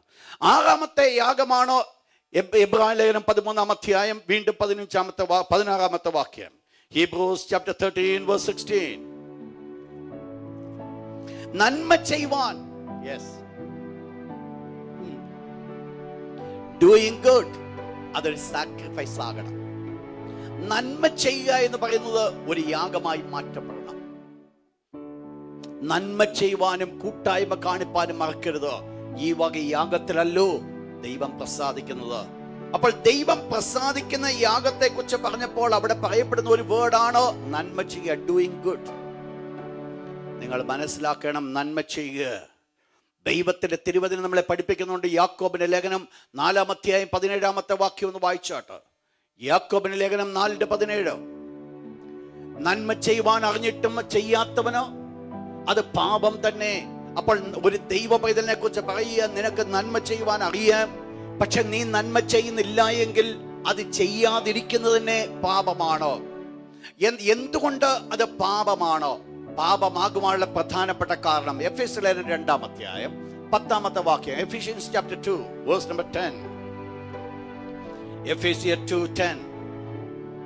നാം അവന്റെ കൈപ്പണിയായി സൽപ്രവൃത്തികൾക്കായിട്ട്, പ്രൈസ് ഗോഡ്, നമ്മെ ദൈവം സൃഷ്ടിച്ചിരിക്കുക. എന്തിനു വേണ്ടിയാ ദൈവം നമ്മെ സൃഷ്ടിച്ചിരിക്കുന്നത്? സൽപ്രവൃത്തികൾക്കായിട്ട് എന്ന് പറഞ്ഞാൽ ഗുഡ് ഡീഡ്സ്, നല്ല പ്രവൃത്തി പ്രവർത്തിക്കുവാൻ തക്കവണ്ണം. That is why God created us. അതിനുവേണ്ടിയാണ് ദൈവം നമ്മെ സൃഷ്ടിച്ചത്. ഒരു ദൈവ പൈതലായി ഞാനും നിങ്ങളും ആയിരിക്കുന്നുവെങ്കിൽ, ഒരു ദൈവ പൈതലായിട്ട് നമ്മൾ നിൽക്കുന്നുവെങ്കിൽ നിങ്ങൾ മനസ്സിലാക്കണം, മറ്റുള്ളവരുടെ കഷ്ടത കണ്ടുകൊണ്ട് ഒരു ദൈവ പൈതലിനെ പലപ്പോഴും ഇരിക്കുവാൻ സാധ്യമല്ല. അവരുടെ വേദന കാണുമ്പോൾ ഓട്ടോമാറ്റിക്കായിട്ട് യാതൊരു ബന്ധവുമില്ല എങ്കിലും നമ്മുടെ ഉള്ളമൊന്ന് തകരും. ഇവിടെയാ നന്മ കടന്നു വരുന്നത്. പക്ഷെങ്കിൽ ദൈവത്തിന്റെ ദാസൻ പറയുന്നു, നിങ്ങളെ വിളിച്ചിരിക്കുന്നത് നന്മ വെളിപ്പെടുത്താനാ, സൽപ്രവൃത്തികളാണ് നിങ്ങൾക്കൂടെ വെളിപ്പെടേണ്ടത്. എന്നാൽ എവിടെ സൽപ്രവൃത്തികൾക്ക് വെളിപ്പെടണം? ഒരു പക്ഷെങ്കിൽ നമുക്ക് സൽപ്രവൃത്തികൾ വെളിപ്പെടുത്തുവാൻ സാധിക്കുന്ന ഒരു ഭാഗം വരെ ഉണ്ട്. അതല്ല യാഗമെന്ന് പറയുന്നത്. അത് യാഗമായി തീരണമെങ്കിൽ എന്തു വേണം? വായിച്ചാട്ട് 1 പത്രോസ് ലേഖനം 3-ാം അധ്യായം 16-17 വാക്യം. 1 Peter chapter 3 verse number 16 and 17.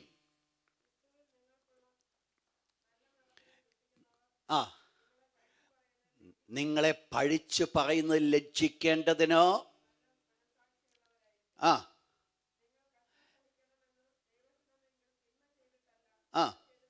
എന്തോ വേണം? ആരുടെ മുൻപിൽ നന്മ ചെയ്യണമെന്നാ അവിടെ പറയുന്നേ? നിങ്ങളെ പഴിച്ചു പറയുന്നവരുടെ മുൻപിൽ, നിങ്ങളെ ദുഷിച്ചു പറയുമ്പോൾ, നിങ്ങൾ ചെയ്യാത്ത തെറ്റ് എന്ന തെറ്റിനെക്കുറിച്ച് നിങ്ങളെക്കുറിച്ച് ആരോപിക്കുമ്പോൾ, നിങ്ങളാണ് അതിന് കാരണക്കാരെന്ന് പറയുമ്പോൾ, അവക്ക് നന്മ ചെയ്യുവാൻ സാധിക്കുന്നതാണ് ഇറ്റ് ബിക്കം എ സാക്രിഫൈസ്. അതിനകത്ത് അല്പം ചെലവുണ്ട്, എളുപ്പം അത് പറ്റത്തില്ല, പെട്ടെന്ന് ചെയ്യുവാൻ പറ്റുന്ന കാര്യങ്ങളല്ലത്. കാരണം നമ്മുടെ ഉള്ളിലെ മനുഷ്യനെ ഉടയ്ക്കേണ്ട ഒരു വിഷയമാണ്. പലപ്പോഴും നമുക്കത് ചെയ്യുവാനായിട്ട് പറ്റത്തില്ല. കാരണം മാനുഷികമായിരിക്കുന്ന ശരീരത്തിൻ്റെ ജഡത്തിൻ്റെ ബലഹീനത നമ്മുടെ ഉള്ളിലുണ്ട്. ആത്മീയരായിട്ട് എപ്പോഴും വെളിപ്പെടുത്തുവാൻ സാധ്യമല്ല. ആ ബലഹീനത ഉള്ളിൽ കിടക്കുന്നതുകൊണ്ട് പലപ്പോഴും നമ്മൾ നമ്മളെ തന്നെ വിട്ടു മാറിപ്പെട്ടുകയാണ്. പക്ഷേ ദൈവം ആഗ്രഹിക്കുന്ന ഒരു കാര്യമുണ്ട് കുഞ്ഞെ, നന്മ ചെയ്യുക എന്ന് പറയുന്നത് ഒരു യാഗമായി തീരണം. ദൈവത്തിന് മുൻപാകെ ഒരു യാഗമായി മാറ്റപ്പെടണം. എന്തെങ്കിലും കിട്ടുമെന്ന് കണ്ടുകൊണ്ടല്ല, എന്തെങ്കിലും ലഭിക്കുമെന്നുള്ളത് കണ്ടുകൊണ്ടല്ല. പിന്നെയോ ദൈവം ആഗ്രഹിക്കുന്നത് നന്മ ചെയ്യുക.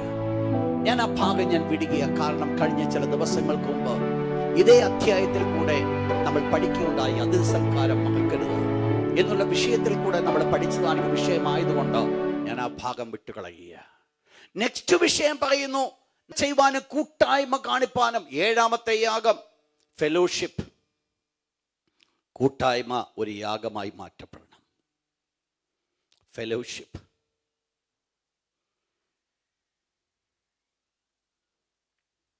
അതാണ് എബ്രായ ലേഖനം 13-ാം അധ്യായത്തിന്റെ 16-ാമത്തെ വാക്യം നമ്മൾ വായിച്ചത് പ്രകാരമാണ്.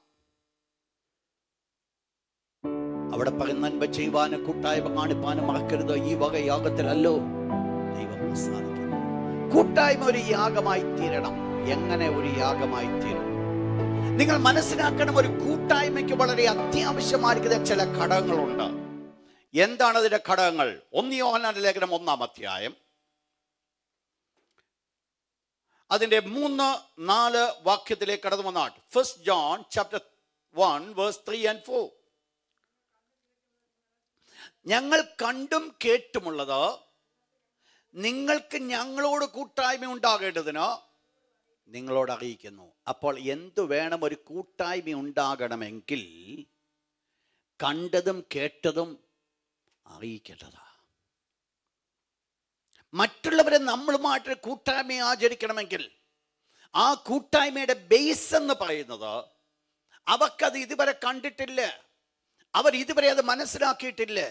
പക്ഷേ അവർ മനസ്സിലാക്കാത്തത് ഞാൻ മനസ്സിലാക്കി, അവർ കണ്ടിട്ടില്ലാത്തത് ഞാൻ കണ്ടു. അതുകൊണ്ട് അവർക്ക് എന്നോടൊരു കൂട്ടായ്മ ഉണ്ടാകണമെങ്കിൽ ഞാൻ കണ്ടും കേട്ടുമായിരിക്കുന്ന കാര്യങ്ങൾ അവരോട് പറഞ്ഞെങ്കിൽ മാത്രമേ ഒരു കൂട്ടായ്മയിലേക്ക് വരാൻ പറ്റത്തുള്ളൂ. എന്ന് പറഞ്ഞു കഴിഞ്ഞാൽ കൂട്ടായ്മ എന്ന് പറയുമ്പോൾ അതൊരു വൺ മാൻ ഷോ അല്ല.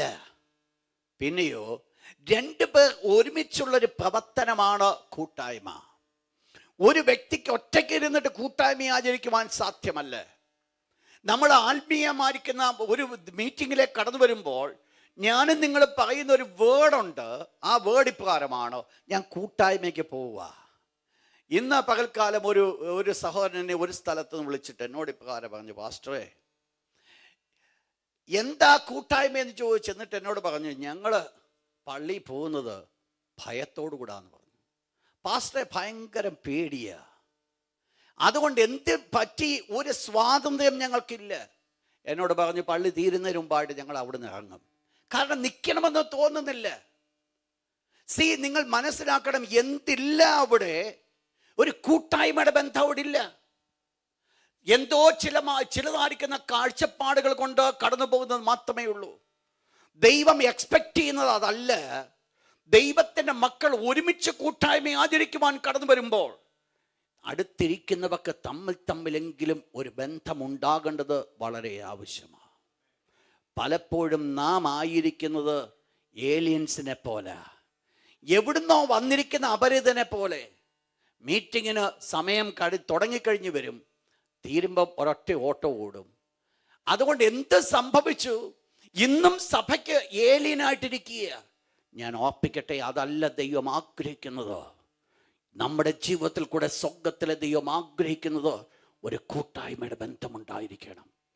എനിക്കും നിങ്ങൾക്കും ആ കൂട്ടായ്മയുടെ ബന്ധമുണ്ടായിരിക്കണം. പലപ്പോഴും കൂട്ടായ്മയുടെ ബന്ധം ഉണ്ടാകാതിരിക്കുന്നതിന് കാരണമുണ്ട്. ആരോടെങ്കിലും അടുത്ത് കുറച്ച് ദിവസം ഒന്ന് ഇടപെട്ട് കഴിഞ്ഞാൽ പ്രശ്നത്തിലേ അവസാനിക്കത്തുള്ളൂ. അതുകൊണ്ട് ചിന്തിക്കുന്നത് ഈ പ്രശ്നം ഉണ്ടാക്കണ്ടായല്ലോ, മാറി നിന്നാൽ മതി എന്നുള്ളതാ. പക്ഷെ ഇന്ന് ഒരു കാര്യം നമ്മൾ ഓർക്കണം, ഒരു ദൈവ പൈതലിനെ ദൈവം ഈ ഭൂമിയിൽ വെച്ചിരിക്കുമ്പോൾ, അവനൊരു കൂട്ടായ്മയിലേക്ക് അവൻ കടന്നു വരുമ്പോൾ അവൻ ഉണ്ടാകേണ്ട ഒരു ആറ്റിറ്റ്യൂഡാണ് ഒരു സെർവന്റ്ഹുഡ്, ഒരു ദാസ്യത്വമാണ് അവന്റെ ജീവിതത്തിൽ കടന്നു വരേണ്ടത്. ശുശ്രൂഷിക്കുന്ന ആരുമായിക്കൊള്ളട്ടെ, ശുശ്രൂഷ ആരും ചെയ്തു കൊള്ളട്ടെ, പക്ഷേ ശുശ്രൂഷിക്കുന്ന വ്യക്തികളോ ശുശ്രൂഷ അനുഭവിക്കുന്നവരോ തമ്മിൽ ഒരു ബോസും ഒരു യജമാനും ഒരു ദാസനും എന്നുള്ള ബന്ധമല്ല ഉണ്ടാകേണ്ടത്. പകരം ഒരു ഫ്രണ്ട്ഷിപ്പിലേക്ക് കടന്നു വരേണ്ടത് വളരെ ആവശ്യമാണ്. ഒരു ബിലോങ്ങിങ്സ് അങ്ങനെ ഉണ്ടെങ്കിൽ മാത്രമേ ഉണ്ടാക്കിയെടുക്കാനായിട്ട് പറ്റത്തുള്ളൂ. ഞാൻ ഓർപ്പിക്കട്ടെ, ദൈവത്തിൻ്റെ മക്കൾക്ക് വളരെ ആവശ്യമായിരിക്കുന്ന ഒരു കാര്യമാണ് ഒരു കൂട്ടായ്മ എന്ന് പറയുന്നത്. ഒന്ന് ചിന്തിച്ച് നോക്കുക, എത്ര നാളായി ഇവിടെ വന്നിട്ട് എത്ര പേരോടൊരു കൂട്ടായ്മയുണ്ട്? എന്താ നമ്മുടെ കൂട്ടായ്മയുടെ ബന്ധം? ഞാനൊരു യാഗമായി തീർക്കേണ്ടി വരുമ്പോൾ ഒരു പക്ഷെങ്കിൽ ആ ഒരു ബന്ധം ഉണ്ടാകണമെങ്കിൽ എന്ത് ചെയ്യേണ്ടി വരും? ഒരല്പം യാഗം ഉണ്ടാകണം. രാവിലെ പാസ്റ്ററെ രാവിലെ വെള്ളിയാഴ്ച രാവിലെ ഉപവസിച്ച ഇങ്ങോട്ട് വരുന്നേ, അന്നേരം ഈ മീറ്റിംഗ് കഴിഞ്ഞു കഴിഞ്ഞാൽ ആദ്യം ആഗ്രഹിക്കുന്ന എന്നാന്നറിയാമോ? എവിടെങ്കിലും ഷോപ്പിംഗ് സെൻറ്ററിൽ പോകണം, ശാപ്പാടടിക്കണം. നിങ്ങളൊന്ന് ചിന്തിക്ക്, ദൈവത്തിൻ്റെ പാദപടങ്ങളിൽ ഇരിക്കുവാനായിട്ട് ഇത്രയും സമയം എനിക്കുണ്ടായിരുന്നു. എന്നാൽ ഒരല്പനിമിഷം കൂടെ നമ്മുടെ അടുത്തിരിക്കുന്ന വ്യക്തിക്കൊന്ന് കൈ കൊടുത്ത, സഹോദര എന്തുണ്ട് വിശേഷം, സഹോദര എന്തുണ്ട് വിശേഷം എന്നൊന്ന് ചോദിച്ച് അവരുടെ ഏതെങ്കിലും ഒരു ബുദ്ധിമുട്ട്, നിങ്ങളുടെ ആ ടോൺ, ആ സംസാരത്തെ ടോൺ പലപ്പോഴും കടിച്ചു മുറിച്ച് അങ്ങോട്ട് ചെല്ലുന്നേ, അതുകൊണ്ട് അവർ തിരിഞ്ഞ് നടക്കും. എന്നാൽ സ്നേഹമായിട്ടൊന്ന് ചോദിച്ചു കഴിഞ്ഞാൽ ഇങ്ങോട്ട് ഉത്തരം തരും. ഇങ്ങോട്ട് ഉത്തരം തരുമ്പോൾ ഒരു വാക്ക് അവർക്ക് വേണ്ടി പ്രാർത്ഥിക്കുവാൻ സാധിക്കുമെങ്കിൽ, വീട്ടിൽ പോയി ഒരു വാക്ക് അവർക്ക് വേണ്ടി പ്രാർത്ഥിക്കുവാൻ സാധിക്കുമെങ്കിൽ, ഒരു സത്യം ഞാൻ നിങ്ങളോട് ഓർപ്പിക്കട്ടെ, സഭയ്ക്ക് വെളിയിൽ നിൽക്കുന്നത് കൊണ്ട് സ്പിരിച്വലി യു കനോട്ട് ഗ്രോ. സഭയ്ക്ക് അകത്ത് വന്നെങ്കിലേ അനുഗ്രഹിക്കപ്പെടാൻ പറ്റത്തുള്ളൂ. പലരും ചിന്തിക്കുന്ന ഒരു പ്രശ്നമുണ്ട്, സഭയ്ക്കകത്ത് ഒത്തിരി പൊളിറ്റിക്സ് ഉണ്ടെന്ന്. ഞാൻ ഓർപ്പിക്കട്ടെ, പൊളിറ്റിക്സ് കളിക്കുന്നവൻ പൊളിറ്റിക്സ് കളിക്കും, ആത്മീയത്തിൽ വേണ്ടവൻ ആത്മീയം നോക്കും. നിനക്ക് ഏതാ വേണ്ടതെന്നുള്ളതാ പ്രശ്നം. നിനക്ക് രാഷ്ട്രീയം കളിക്കുവാൻ ആ താല്പര്യമുണ്ടെങ്കിൽ ഒരുപക്ഷെ കാണുമായിരിക്കുക, എല്ലായിടത്തും ചിലപ്പോൾ കാണത്തില്ല. എന്നാൽ അവിടെ ആത്മീയനായിട്ട് ജീവിക്കുവാൻ ആഗ്രഹിക്കുന്നുവെങ്കിൽ ആത്മീയമായിട്ട് ജീവിക്കുവാനായിട്ട് സാധിക്കും. അതുകൊണ്ട് ഒഴിഞ്ഞു നിൽക്കുവാനല്ല നോക്കേണ്ടത്. ഞാൻ ഈ യാഗത്തെ, ഈ ഫെലോഷിപ്പ് കൂട്ടായ്മ ഒരു യാഗമായി തീരുമ്പോൾ ഞാൻ ഒരു കൂട്ടം ആൾക്കാരെ നിങ്ങളുടെ മുമ്പിൽ ഒന്ന് ചൂണ്ടിക്കാണിച്ചുകൊണ്ട് ഞാൻ അവസാനിപ്പിക്കാം. അതിനാധാരമായിട്ട് 2 കൊരിന്ത്യർ 8 അധ്യായം 1 മുതൽ 5 വരെയുള്ള വാക്യം. മക്കെദോന്യ സഭയ്ക്ക് ലഭിച്ച ദൈവത്തിന്റെ കൃപ നിങ്ങൾ അറിയാതിരിക്കരുത്. അവ കഷ്ടത എന്ന കഠിന ശോധനയിലായിരുന്നിട്ടും അവരുടെ സന്തോഷ സമൃദ്ധിയും മഹാദാരിദ്ര്യവും ധാരാളം ഔദാര്യം കാണിപ്പാനിടെ വന്നു. നിങ്ങൾ ശ്രദ്ധിക്ക്, ഇവക്ക് എന്തോ ഉണ്ടായിരുന്നു. ദൈവമക്കൾ കഷ്ടപ്പെടുന്നു എന്ന് കണ്ടപ്പോൾ അവക്കില്ല. പക്ഷേ ഇവിടെ ഇരുന്നുകൊണ്ട് അവർ ഒരു കാര്യം ആഗ്രഹിച്ചു, ആ കഷ്ടപ്പെടുന്നവർക്ക് ഒരു കൂട്ടായ്മയുടെ കൈ കൊടുക്കണം. ഒന്ന് ചിന്തിച്ചു നോക്കിയേ, ഇവിടെ അല്ല അവരിയ്ക്കുന്നേ, കഷ്ടപ്പെടുന്നവർ മറ്റെവിടെയോ ആയിരിക്കുന്നത്. പക്ഷെങ്കിൽ ഇവരെ ഒരു കാര്യം ആഗ്രഹിച്ചു, തങ്ങൾക്കില്ല എങ്കിലും വേണ്ടില്ല, ആ കഷ്ടപ്പെടുന്നവർക്ക് ഒരു കൈ കൊടുക്കണം. കഷ്ടപ്പെടുന്നവർക്ക് ഒരു കൈ കൊടുക്കുവാൻ ഇവർക്ക് സാധിച്ചു. നിങ്ങൾ ശ്രദ്ധിക്കുക, എന്താ സംഭവിച്ചത്? വാസ്തവത്തിൽ ആ മക്കെദോന്യ സഭ ചെയ്തു എന്ന് പറയുന്നത് മറ്റുള്ളവരെ കഷ്ടപ്പെട്ടതായിരിക്കുന്ന അവരുടെ കഷ്ടതയിൽ ഒരു കൂട്ടായ്മ കാണിക്കുവാൻ ഇവർക്ക് സാധിച്ചു. സാധിച്ചപ്പോൾ എങ്ങനെയാ ചെയ്തേ? അവരുടെ മഹാദാരിദ്ര്യത്തിൽ. എന്ന് പറഞ്ഞാൽ മക്കെദോന്യ സഭ ദാരിദ്ര്യത്തിൽ കിടക്കുക, അവരുടെ ഒന്നുപോലും എടുക്കുവാനില്ല. പക്ഷെ എന്തോ ചെയ്തു? ഒന്നും എടുക്കുവാനില്ലെങ്കിലും അവരൊരു കാര്യം ആഗ്രഹിച്ചു. അവർ കടമേടിച്ചു കൊടുത്തില്ല, അവരൊരു കാര്യം ആഗ്രഹിച്ചു, നാളത്തേക്കുള്ള എൻ്റെ ആഹാരത്തിന് 2 ചില്ലിക്കാശായിരിക്കാം എൻ്റെ കയ്യിലുള്ളത്, അതുകൊണ്ട് ഞാൻ അവരുമായിട്ട് കൂട്ടായ്മ ആചരിക്കട്ടെ, എന്നിട്ട് ഞാൻ പട്ടിണി കിടക്കട്ടെ. മനസ്സിലായോ കൂട്ടായ്മയുടെ വില? കൂട്ടായ്മ ഒരു യാഗമായി തീർന്നപ്പോഴുള്ള പ്രത്യേകത മനസ്സിലായോ? അവർ ചെയ്തത്, ഞാൻ പറഞ്ഞ വിഷയങ്ങൾ നിങ്ങൾ മനസ്സിലാക്കിയോ? 2 വിഷയങ്ങൾ ഞാൻ ഒരുമിച്ച് ക്ലബ് ചെയ്തതാ. ഞാൻ പറഞ്ഞത് 2 ചില്ലിക്കാശ് കൊണ്ട് ഭണ്ഡാരത്തിലിട്ട വിധവയെക്കുറിച്ചുകൂടാ ഞാൻ ഇവിടെ പറഞ്ഞത്. അവളുടെ ഉപജീവനമായിരുന്നു 2 ചില്ലിക്കാശ്. അവൾ ഇട്ടപ്പോൾ അവൾ ഒരു കാര്യം മനസ്സിലാക്കി, ഈ ദൈവത്തിൻ്റെ വേലയ്ക്ക് വേണ്ടി ഞാൻ ഇന്നത്തെ ദിവസം പട്ടിണി കിടക്കേണ്ടി വന്നാലും അതിനു വേണ്ടി കൊടുക്കുക. എന്താ അവൾ ചെയ്തത്? ആ പ്രത്യയമായിരിക്കുന്ന കാര്യത്തോട് അവൾക്കൊരു കൂട്ടായ്മ ഉണ്ടായി.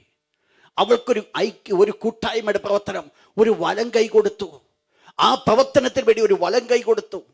പലപ്പോഴും നമ്മുടെ ജീവിതത്തിൽ വലം കൈ കൊടുക്കാതെ വലം കൈ തള്ളി മാറ്റി മുൻപോട്ട് കടന്നു പോയ ജീവിതമാണ് പലപ്പോഴും നാം ജീവിക്കുന്നത്. ദൈവത്തിൻ്റെ തിരുവചനം ഇപ്രകാരം പറയുന്നു, കൂട്ടായ്മ എന്ന് പറയുന്നത് ഒരു യാഗമാണ്. കൂട്ടായ്മ ഒരു യാഗമാകണമെങ്കിൽ എന്നിൽ ചില വിലകൾ അതിന് കൊടുക്കണം. ആ വില കൊടുക്കുന്നതിൻ്റെ ഒരു ഭാഗമാണ് അതിൻ്റെ ഞാൻ പറഞ്ഞു വന്നത്. മറ്റുള്ളവർ അവരോടുകൂടെ ഒരുമിച്ചെന്ന് കൂട്ടായ്മ ആചരിക്കുവാൻ, അവരുടെ ഭാരങ്ങളിൽ ഒന്ന് സഹകരിക്കുവാൻ സാധിക്കുമെങ്കിൽ അതാണ് ദൈവം എക്സ്പെക്റ്റ് ചെയ്യുന്നത്. ഇന്ന് ഞാൻ ഓർപ്പിക്കട്ടെ, പഴയ നിയമത്തിൽ ഈ വലിയ ശ്രേഷ്ഠമേറിയ മർമ്മങ്ങൾ അവർക്ക് അറിയത്തില്ല. അവർ ചിലതൊക്കെ ചെയ്തുവെന്നല്ലാതെ യാഗത്തിന് താഴ്ന്ന പെർഫെക്ഷൻ എന്തെന്നുള്ളത് അവർക്ക് മനസ്സിലായില്ല. ഇന്ന് പുതിയ നിയമസഭയിൽ ദൈവം നമുക്ക് സകലതും തുറന്ന് തന്നിരിക്കുമ്പോൾ, സകലതും നമുക്ക് ദൈവം വെളിപ്പെടുത്തി തന്നിരിക്കുമ്പോൾ, പ്രിയപ്പെട്ടവരെ, കേൾപ്പിച്ച വചനത്തിന് മുൻപിൽ എനിക്ക് നിങ്ങൾക്ക് വലിയ ഉത്തരവാദിത്വമുണ്ട് എന്നുള്ളത് ഇന്ന് രാത്രി ശാന്തമായി ഞാൻ ഓർപ്പിക്കട്ടെ. ദൈവം നമ്മിൽ കൂടെ ആഗ്രഹിക്കുന്നതാണ് ഒരു യാഗമായി തീരുക എന്ന് പറയുന്നത്, ഒരു യാഗമായി മാറ്റപ്പെടുക. ഏത് യാഗത്തെയാണ് ഇതിൽ ചെറുതായി കാണിക്കേണ്ടത്, ഏത് യാഗത്തെയാണ് ഇതിൽ വലുതായി കാണിക്കേണ്ടത് എനിക്കറിയത്തില്ല. 7 യാഗങ്ങളെക്കുറിച്ച് ഞാൻ പഠിച്ചപ്പോൾ 7 യാഗങ്ങളും വിലമതിക്കപ്പെട്ടത് തന്നെ, 7 യാഗങ്ങളും വിലയുള്ളത് തന്നെ. എൻ്റെയും നിങ്ങളുടെ ജീവിതത്തിൽ ഒരു പക്ഷെങ്കിൽ ദൈവം ആഗ്രഹിക്കുന്നതിൻ്റെ അടുത്ത് പോലും 7 പോലും അടുക്കാതെ വളരെ ദൂരത്ത് നിൽക്കുക. ഈ ദിവസങ്ങൾ നമുക്കൊന്ന് പറയുവാൻ സാധിക്കുമോ, എൻ്റെ കർത്താവേ, ആ പെർഫെക്ഷനിലേക്കൊന്ന് കടന്നു വരുവാൻ എന്നെ സഹായിക്കണമേ എന്ന് ദൈവത്തോട് പറയുവാൻ സാധിക്കുമോ? എൻ്റെ വിശ്വാസം മറ്റുള്ളവർ ഒരു യാഗമായി കൊടുക്കേണ്ട സമയത്ത് ഒരു യാഗമായി കൊടുക്കുവാൻ ഞാൻ ആഗ്രഹിക്കുന്നു. മറ്റുള്ളവർ അവരുടെ വിശ്വാസം യാഗമായി കൊടുക്കേണ്ട സമയത്ത് എൻ്റെ രക്തം അതിനോടുകൂടെ ഒഴുക്കേണ്ടി വന്നാലും ഞാനതിന് റെഡിയാണ്. ഈ ദിവസങ്ങൾ ദൈവത്തോട് പറയുമോ, കർത്താവേ, ആ രീതിയിലുള്ളതായിരിക്കുന്ന സ്പിരിച്വൽ ആ ഉയർച്ചയിലേക്ക് എന്നെ ഒന്ന് നയിക്കണമേ, ആ ശ്രേഷ്ഠമായിരിക്കുന്ന മണ്ഡലത്തിലേക്ക് എന്നെ ഒന്ന് കൊണ്ടുപോകണമേ. ഈ താണ നിലവാരത്തിൽ നിന്നുകൊണ്ട് സ്തോത്രം പറയുന്നത് വിട്ടു മാറ്റപ്പെട്ടുകൊണ്ട് ആത്മീയമായിരിക്കുന്ന മേന്മയിലേക്ക് എന്നെ നയിക്കണമേ എന്ന് നമുക്കൊന്ന് പ്രാർത്ഥിക്കുവാൻ സാധിക്കുമോ? എല്ലാ കണ്ണുകളും ശാന്തമായിട്ട് അടയട്ടെ. എല്ലാവരും കർത്താവിൻ്റെ പരിശുദ്ധ മുഖത്തെ കണ്ണുകൾ തിരിച്ചുകൊണ്ട് ഇന്ന് രാത്രി ദൈവത്തോട് പറയുമോ, കർത്താവേ, കഴിഞ്ഞ നാളുകൾ ഞങ്ങൾ ജീവിച്ചതുപോലെ ജീവിതമായിട്ടല്ല ഈ ദിവസങ്ങൾ ഞങ്ങൾ ജീവിക്കുവാൻ ആഗ്രഹിക്കുന്നത്. പിന്നെയോ കർത്താവേ, ഈ ദിവസങ്ങളിൽ ദൈവത്തിന് പ്രസാദമുള്ള യാഗമായി മാറ്റപ്പെട്ടുകൊണ്ട് ദൈവത്തിന് വേണ്ടി ജീവിപ്പാൻ ഞങ്ങളെ സഹായിക്കണമേ എന്ന് ദൈവത്തിന് മുമ്പാകെ ഒന്ന് പറയുമോ? കർത്താവെ, മറ്റുള്ളവരുടെ വിശ്വാസം നിലനിർത്തേണ്ടതിന് ഒരു യാഗം എൻ്റെ രക്തം ഒഴുക്കേണ്ടി വന്നാലും അതിനുവേണ്ടി രക്തം ഒഴുക്കുവാൻ ഇതാ കർത്താവെ എൻ്റെ ജീവിതത്തെ തൃക്കരങ്ങളിലേക്ക് സമർപ്പിക്കുന്നു. മറ്റുള്ളവർ നശിച്ചു പോകുന്നത് കണ്ടുകൊണ്ട് കണ്ണടച്ച് നിൽക്കുവാനല്ല, ഈ ദിവസങ്ങളിൽ ഭാരമുള്ള ഹൃദയം നമുക്ക് തരണമേ എന്ന് ദൈവത്തോട് പറഞ്ഞാട്ട്, ഈ ദിവസങ്ങൾ ഭാരമുള്ള ഹൃദയത്തോടെ നമ്മെ നയിക്കണമേ എന്ന് ദൈവത്തോട് പ്രാർത്ഥിച്ചാട്ട് എല്ലാ കണ്ണുകളും ശാന്തമായിട്ടടയട്ടെ.